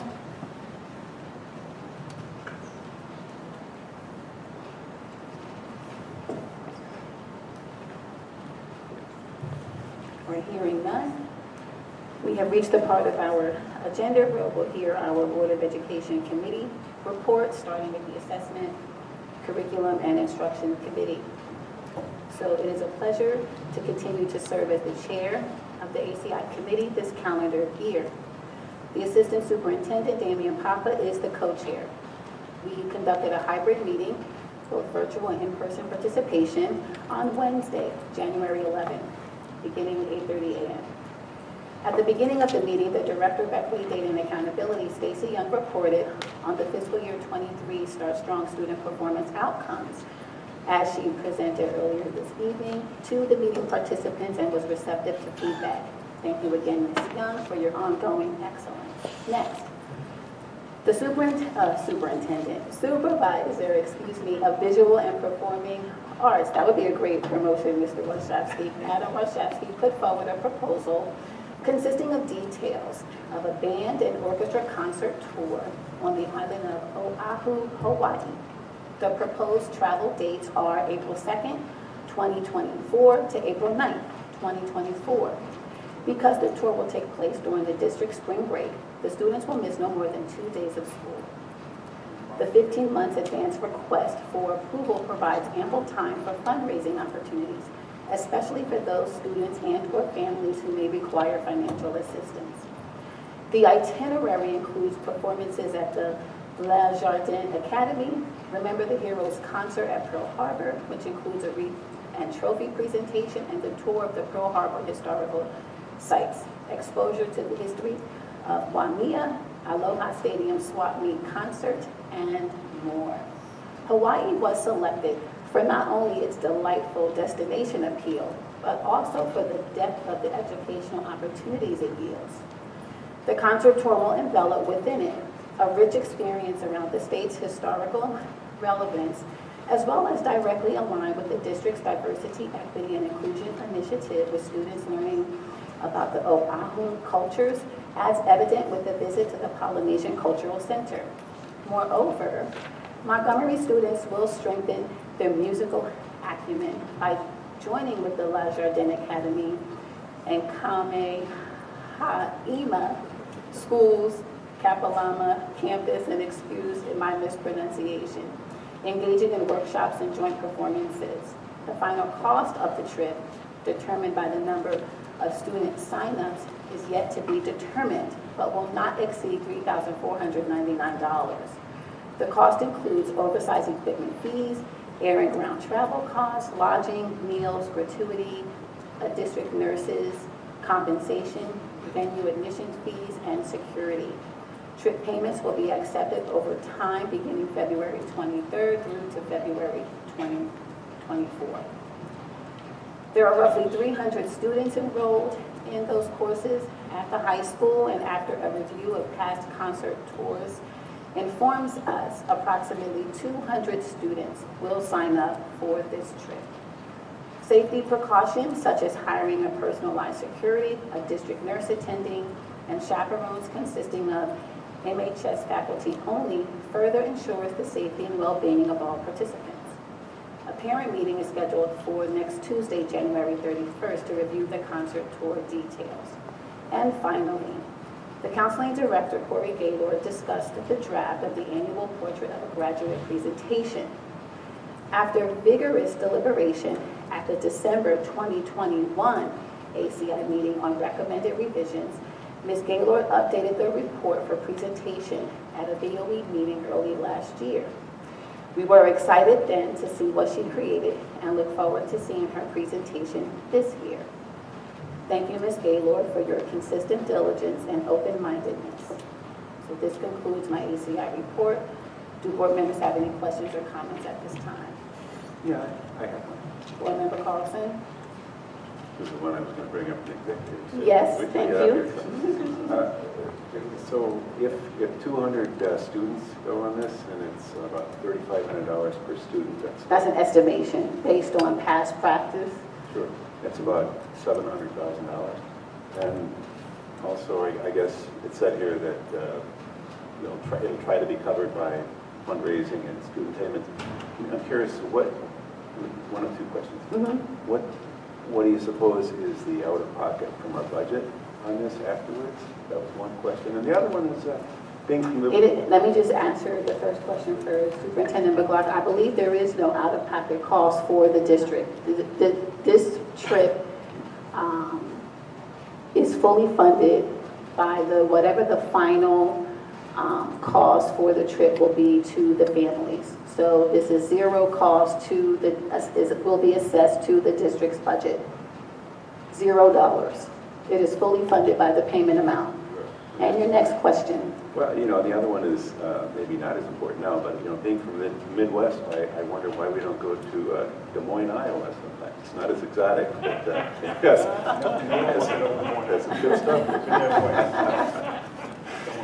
Thank you, Board Member Carlson, for your question. So now we will hear from Board Member Spina with the Equity Committee report. Hearing no other questions from Board Member. Good evening. I am honored to be the Equity Committee Chair. We met on January 17th from 3 o'clock to 4:30 p.m. virtually.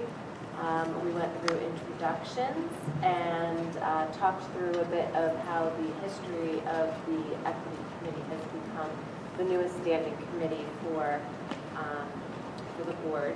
How it started as a ad hoc and subcommittee under the acronym ARRC, or Anti-Racism Reform Committee, and is now going to be a standing committee of the board. Ms. Young met with us, as well as Superintendent McLaughlin, and Ms. Young presented an overview on the various diversity, equity, and inclusion structures in the district, and talked about DEI programs in each school and the ongoing work and training that occurs. Ms. Young then shared information on the DEI legislation and standards that we as a district are obligated to uphold, specifically the bills required in Holocaust and genocide education, the Amistad bill, which requires African American history education, LGBTQ and people with disabilities, diversity and inclusion, and Asian American and Pacific Islander studies. At our next meeting, which will be scheduled for February 9th, the committee will continue a review of the charter. The charter was begun when we were working under ARRC, but it does definitely need some tightening. And so that will be up for review at the next meeting. Additionally, we will approve the monthly meeting dates for the remainder of the year and continue on some of the topics that we were starting to talk about, having to deal with enrollment numbers in honors and AP classes, as well as what some of our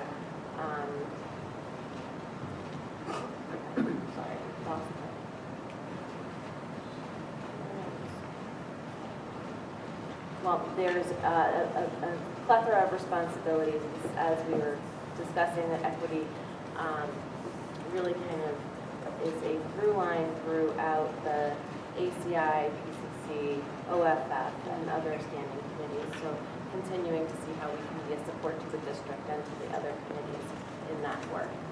Does anyone have any questions? I just wanted to throw one extra point that we were discussing. Yes, please do. And Ms. Filak is one of the board member Filak is a member of the equity committee. So yes, if you have anything to add, please do. Because as Ms. Young was explaining to us what state requires us to teach students, and you listed pretty much all the subjects, but I think we identified one area and we weren't certain whether it was properly covered by proper reading material in the classroom, which is genocide. So we were talking about how we want to make sure that we educate our students about what type of, I guess, government structure would lead to a genocide, and we want to make sure that, because it's required by state, we have proper classes to educate students about this horrible act, because we definitely don't want the history to repeat itself.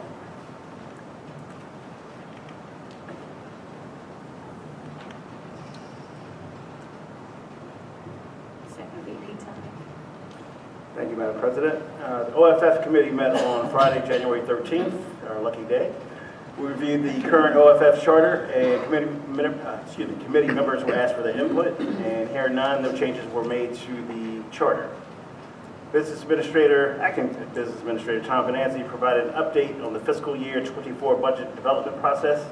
The superintendent has had ongoing meetings with her budget managers to discuss budget requests, their wants and needs, and that process will continue to go on to ensure that all requests fall in line with current budget projections. Mr. Venanzi also gave an update on the 22-23 budget. His latest projection is still in line with his previous projections, with the exception of additional monies received from the kindergarten funds. Mr. Venanzi also spoke about looking at healthcare proposals. Since our renewal date is currently March 1st, he will be meeting with our broker to discuss which options are best for the district. These options will be discussed with the OFF committee during our March meeting, and the board will be voting tonight to extend the self-insured option, which we currently have now, with stop-loss coverage to allow us more time to review other options. Any questions? Thank you. Thank you. First VP Franklin. All right. HRC met on January 10th. Interview process for the business administrator is still ongoing. We hope to have somebody in place pretty soon, so that is still in process. And the other thing that I wanted to bring up that was brought to HRC because of personnel requirements that it might have is a really wonderful initiative spearheaded by our supervisor for visual and performing arts, Mr. Adam Warshawski, who seems to be very busy, in partnership with SOAR, which is the Student Opportunities for Academics and Recreation. So Mr. Warshawski has been hearing from parents over the past years that they were looking for inexpensive ways to supplement their students' music education. So they came up with this great idea in partnership with SOAR, offering private music lessons for students from 4th grade to 12th grade who play band or orchestra instruments or participate in chorus. This initiative will hopefully start in the spring. Please keep an eye out for the announcement from our music department. And these lessons will be held after school. So to be clear, this is not an after-school program. It will be held in-house in the high school, but I think the idea is to bring if you want to sign up for these inexpensive music tutoring classes, you bring your kids to the high school for it. So we're looking forward to this really great way for our kids who, frankly, private music lessons is very costly, and having this in-house supports, the music education of our kids. So that's all I have. Thank you. Board Member Down, PCC report. Good evening. I'm pleased to chair the Policy and Communications Committee meeting. Since it was my first go, Superintendent McLaughlin was gracious enough to offer to lead the first meeting, but I will be reading the notes for tonight. We met on January 12th, Thursday, and it was a virtual via Google Meet at 8 a.m. We first introduced ourselves, and then we talked about the format of the meetings and the setup, and we decided as a committee that we wanted to continue to use both School Board Net and Google to present the documents that we needed to review as a committee. The two policies that we reviewed, policy 5512, harassment, intimidation, or bullying, was revised by Strauss Esme lawyers to align with the new 2022 NJDOE state model policy. This policy is mandated. The key changes to these policies include that the new New Jersey DOE approved report forms, HIB 338, which are used to report allegations of HIV, one form for school personnel and one for families and caregivers. And the second was a student intervention for a student offender with 3 HIVs within one school year, which may require the student and parent to complete a class training program to reduce HIV behavior. After we discussed as a committee, at the request of the committee, this policy will be sent to the board's lawyer for a final review to ensure that it is written in the best language for the district.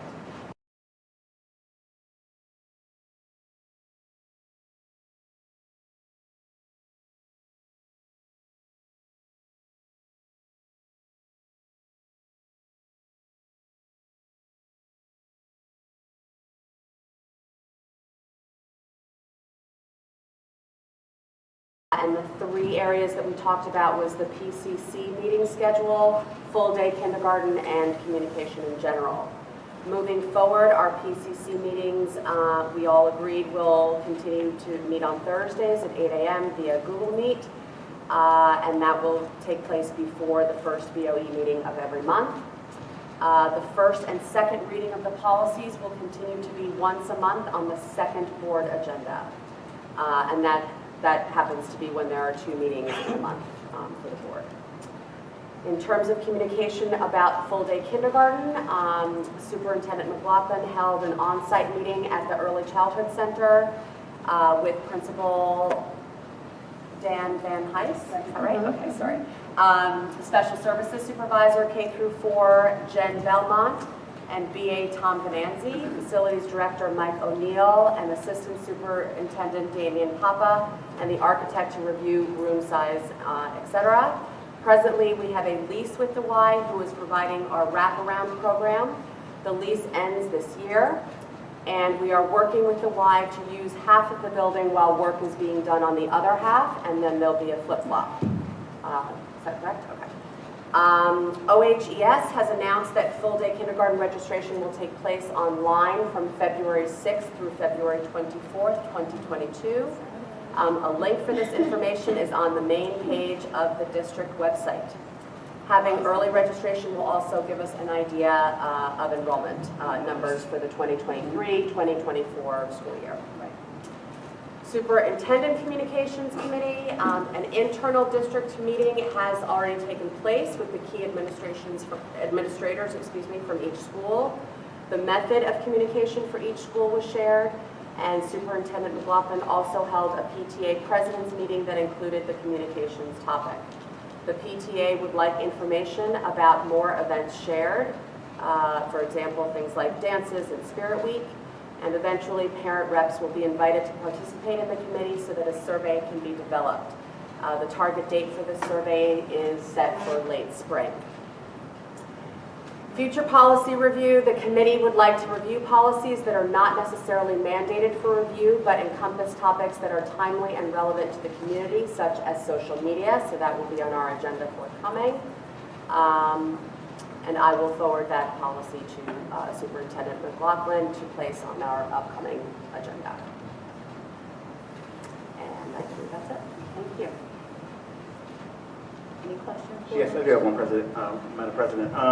So some of the changes to the HRB law is now a parent accountability component. Am I correct? Yes. So, are there any consequences if a parent refuses to cooperate? Does not have that specified in, is it may include having the parent attend training process. Gotcha. Thanks. Just one more question about that. I think as we discussed, in particular, the HIV policy, I think as a team, we didn't feel 100% aligned on all the language. So I think we're going to continue revising it and updating it. I think it's important, speaking to accountability, is that we do have a very strict policy in regards to false accusations, perhaps, or other areas that might be concerning to children that may be impacted by someone falsely accusing them of something. So we want to make sure, particularly with this new law and the need that 3 strikes and you have special remedies that will be allotted to you based on that.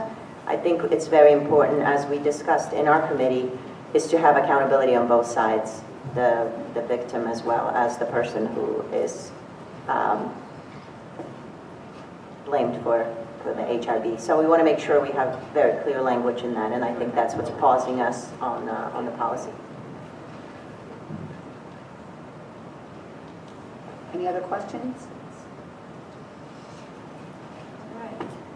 We will move forward with our final committee report, which is our officers' report, which is co-authored by Ms. Rebecca Palmer. She is in her 2nd year of teaching band and orchestra at Montgomery High School. She's also the director of the Montgomery High School Marching Band. She directs the pit orchestra for the spring musical, and she's the Montgomery High School stage band director. One of the goals of the musical ensembles is to incorporate interdisciplinary learning and applicable themes surrounding important events and concepts. In so doing, one of the important tasks students are charged with as musicians is to tell an important story or send an impactful message through music.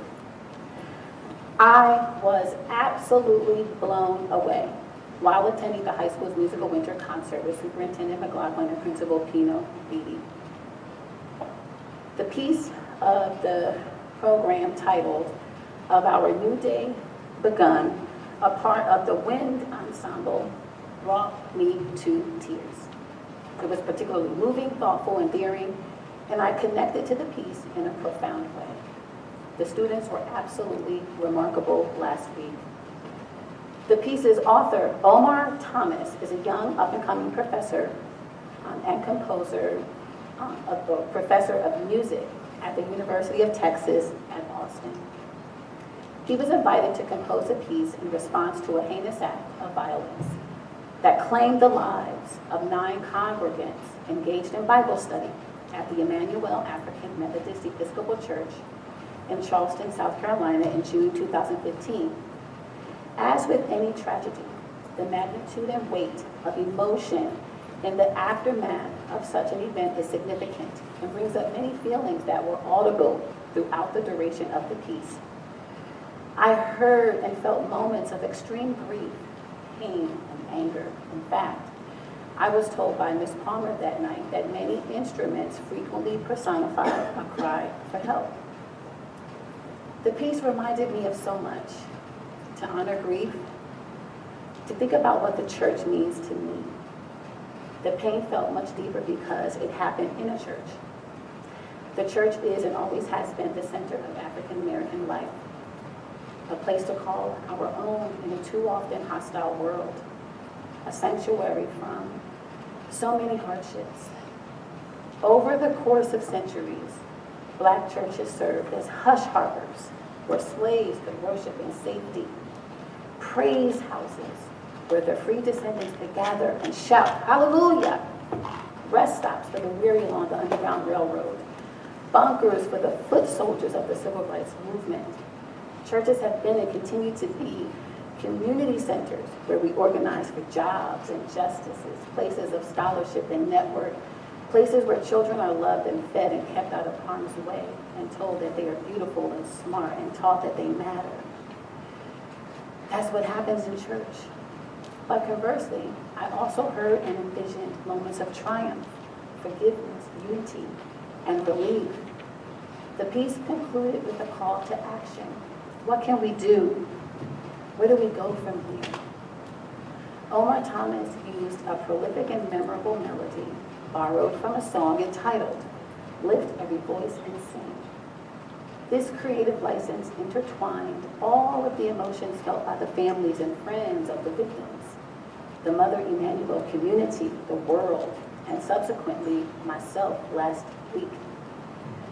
Lift Every Voice and Sing was written in 1900 by brothers James Weldon Johnson and John R. Johnson for a celebration in Jacksonville, Florida, for none other than to commemorate Abraham Lincoln's birthday.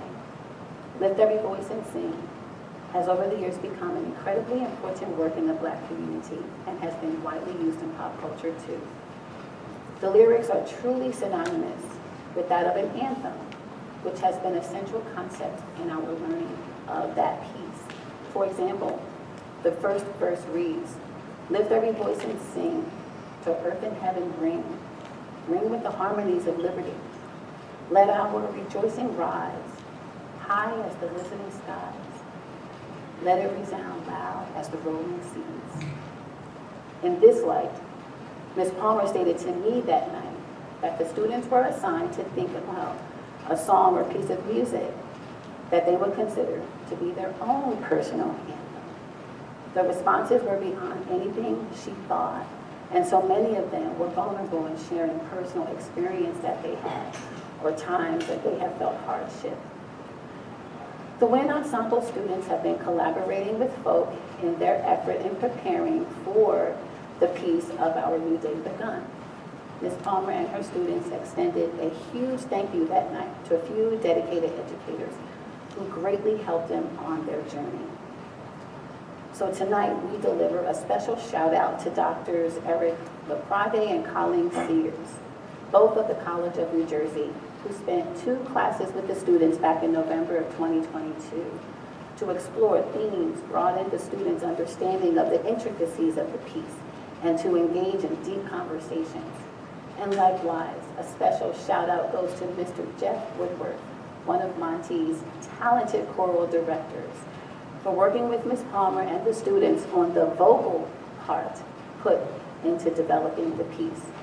All in all, it is truly because of the compassion, both musically and otherwise, that hearing that work that night was more meaningful than I will ever be able to express in a committee report.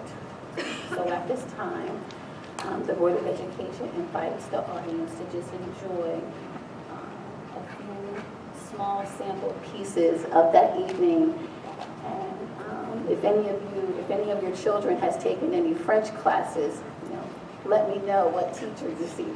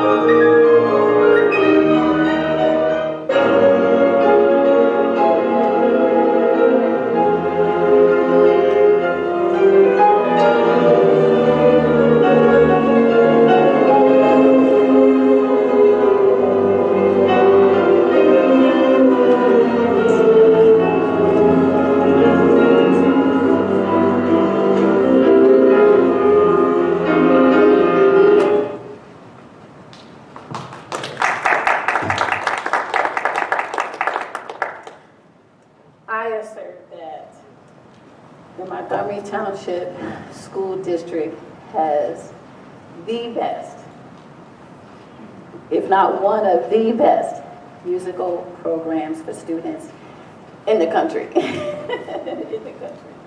So thank you, everyone. And thank you, Mr. Wachowski and Ms. Palmer and Mr. Woodworth and all the other amazing faculty and staff for the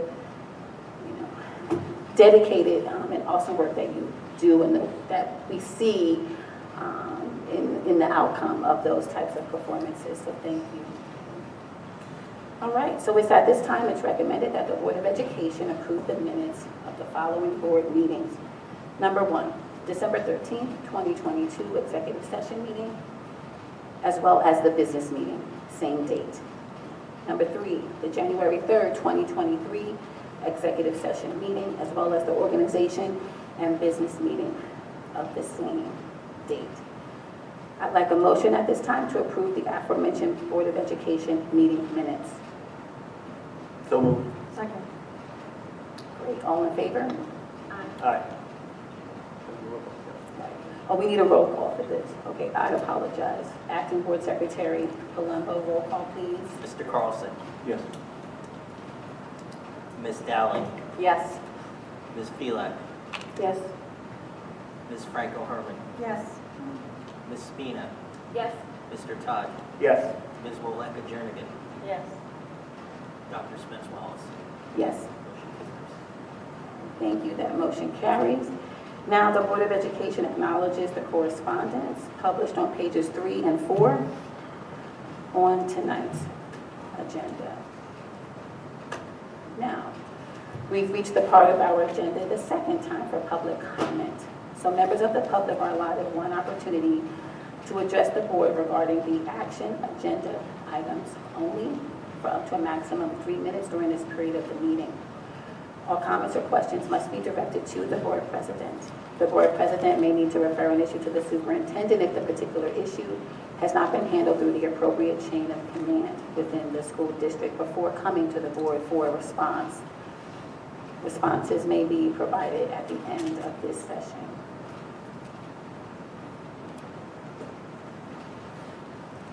The second action item, agenda only. Public comment is now open. Sorry, before I get started, I just want to ask if it's appropriate to discuss this. I just wanted to comment on a question that was raised during the committee reports. Is that the right time for this? No. Our second public comment time is exclusive for items on the agenda that the board will be voting on tonight. Yes, so I encourage you to either attend our next scheduled board meeting that's posted on our website or send us an email. Thank you, Ms. Wilson.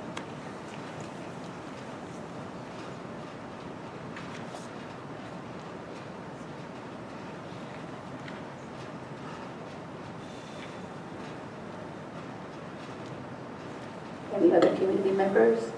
Our second action item agenda public comment is now closed. Now,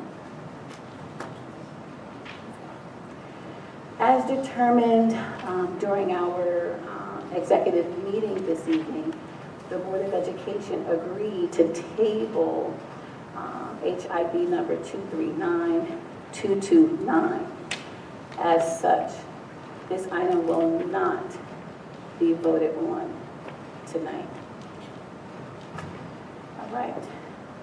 So at this time, I'll entertain a motion to separate action agenda item 3.15 from the action agenda items. Second. Thank you. The floor is now open for discussion for action agenda item 3.15. Superintendent McLaughlin? Yes. So at our last board meeting, a question was raised as to whether the board has insurance coverage for the participants going to the South Africa trip. We contacted the district's risk manager who told us the following. The board has coverage under its workmen's compensation policy if any of our employees are injured in the performance of their professional duties at the conference. If a lawsuit is commenced against the board in the United States, the board's insurance will provide defense and liability coverage. However, if a lawsuit is filed against the board outside the United States, the current policy does not provide coverage. If one of the employees is injured and must be transported back to the United States, there is no coverage under the board's policy for this expense. In order to address the lack of coverage if a lawsuit is filed against the board outside the United States, and to provide coverage in the event one of the district's employees is injured and must return to the United States, a rider to the board policy for international travel must be purchased at the cost of $2,500. Based on the recommendation of the board's risk manager, I am requesting the board authorize the premium for additional coverage on the board's policy. Apologies, Superintendent. No, that's it. I actually got it. Okay.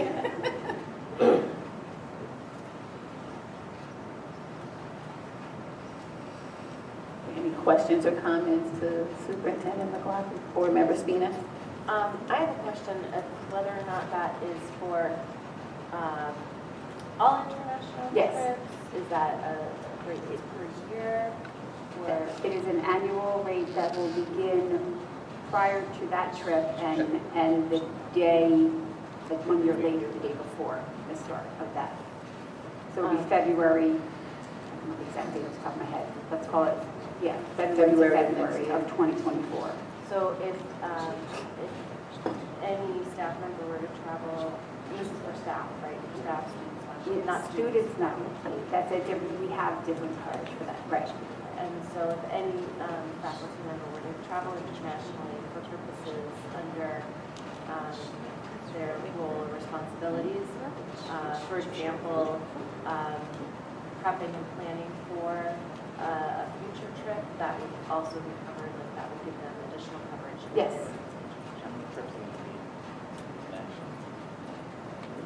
I would like to know, like, how many international trips are we anticipating for the staff other than the South African trip? I believe there is a trip with students though going. That's not this, yeah, not that I am aware of, besides this one. And this 2,500 is per person? or- No, for 1 year, a rider on the policy, the current policy.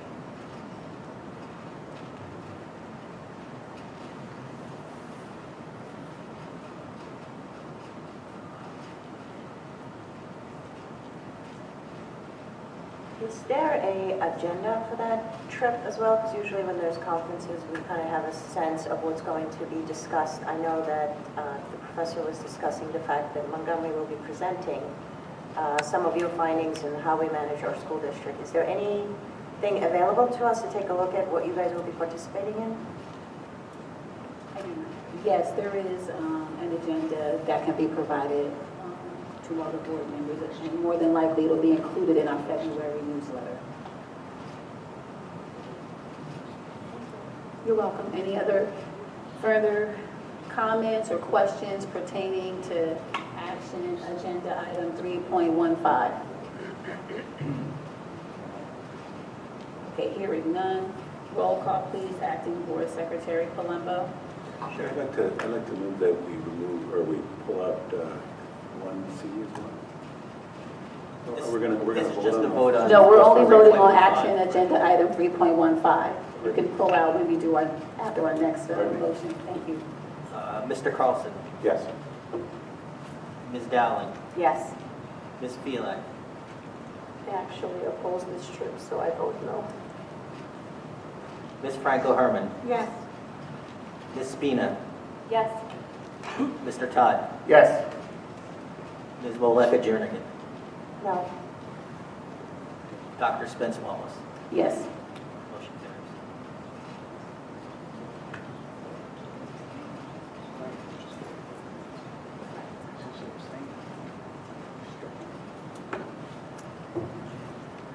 Acting Board Board Secretary Palumbo.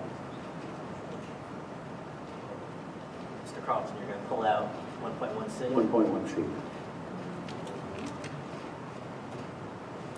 Excuse me, one.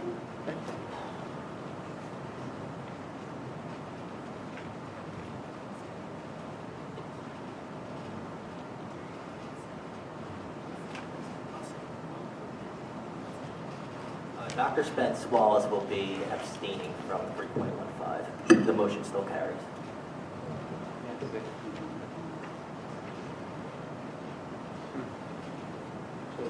Thank you, Acting Board Secretary Palumbo. So now, We need a motion to separate 1.1C. I'd like a motion to separate 1.1C from the action agenda items this evening. So I would say so.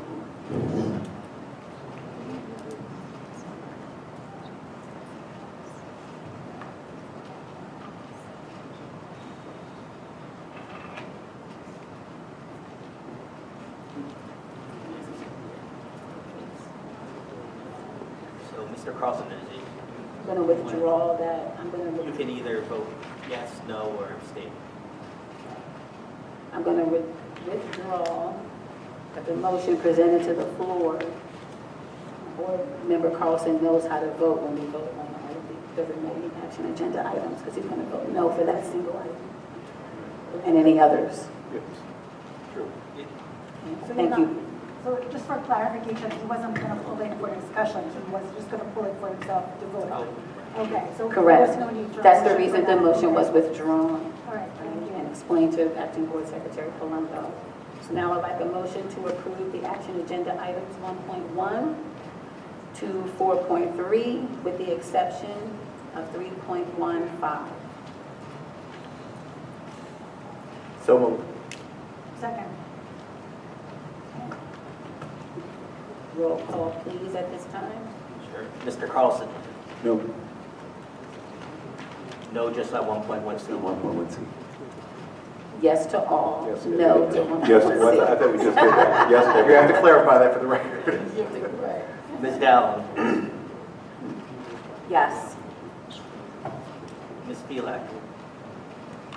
So just so I'm clear, so the 1.1C is basically the It's HIV. included. You can vote no on just I that one. understand, but this is just the report that we heard during the executive session, right? This is not the policy, it's just the report that we reviewed. No, I vote yes. We vote on the It's 1.0 from the last meeting. No, this is all of the agenda items, 1.1. Yeah, but the To reports, 4.3. the HIV report, Mhm. that's basically the reports that we reviewed, right? Madam President, that was from last meeting. From last meeting. Correct. The ones we gave is Got for it. review. The one for acceptance was the one we discussed Okay. last meeting. Yes. She votes yes. Thank you. Ms. Franco-Herman? Yes. Ms. Spina? Yes. Mr. Todd? Yes. Ms. Wolaka-Jernigan? Yes. And Dr. Spence Wallace? Yes. Motion carries. Point of clarification. From earlier, one of the parents got up and asked about talking at the second public session, and that has to be on action items, and she wanted to talk about one of the committee reports, didn't she? So I don't understand why she said that she could talk about that. The committee reports are separate items from the action agenda items, which start from 1.1 to 4.3. Thank you, Board Member Carlson, for your request. Yes. So we've reached the conclusion of our public meeting tonight, Tuesday, January 24th of 2023. We're appreciative for all of those who participated. We extend our gratitude to NJSBA Field Representative Gwen Thornton. Her expertise and strong Board of Education operations knowledge will assist with our dutiful efforts this year. I'd be remiss if I neglected to acknowledge National Boards of Education Appreciation Month. So all of our hard work, dedication, and volunteerism has not gone unnoticed. Thank you to each of you for your unwavering service and passion for students and excellence. So, should there be no objections, I'd like a motion to adjourn this day's open public meeting session. Second. All in favor? Aye. Any opposed? Any abstentions?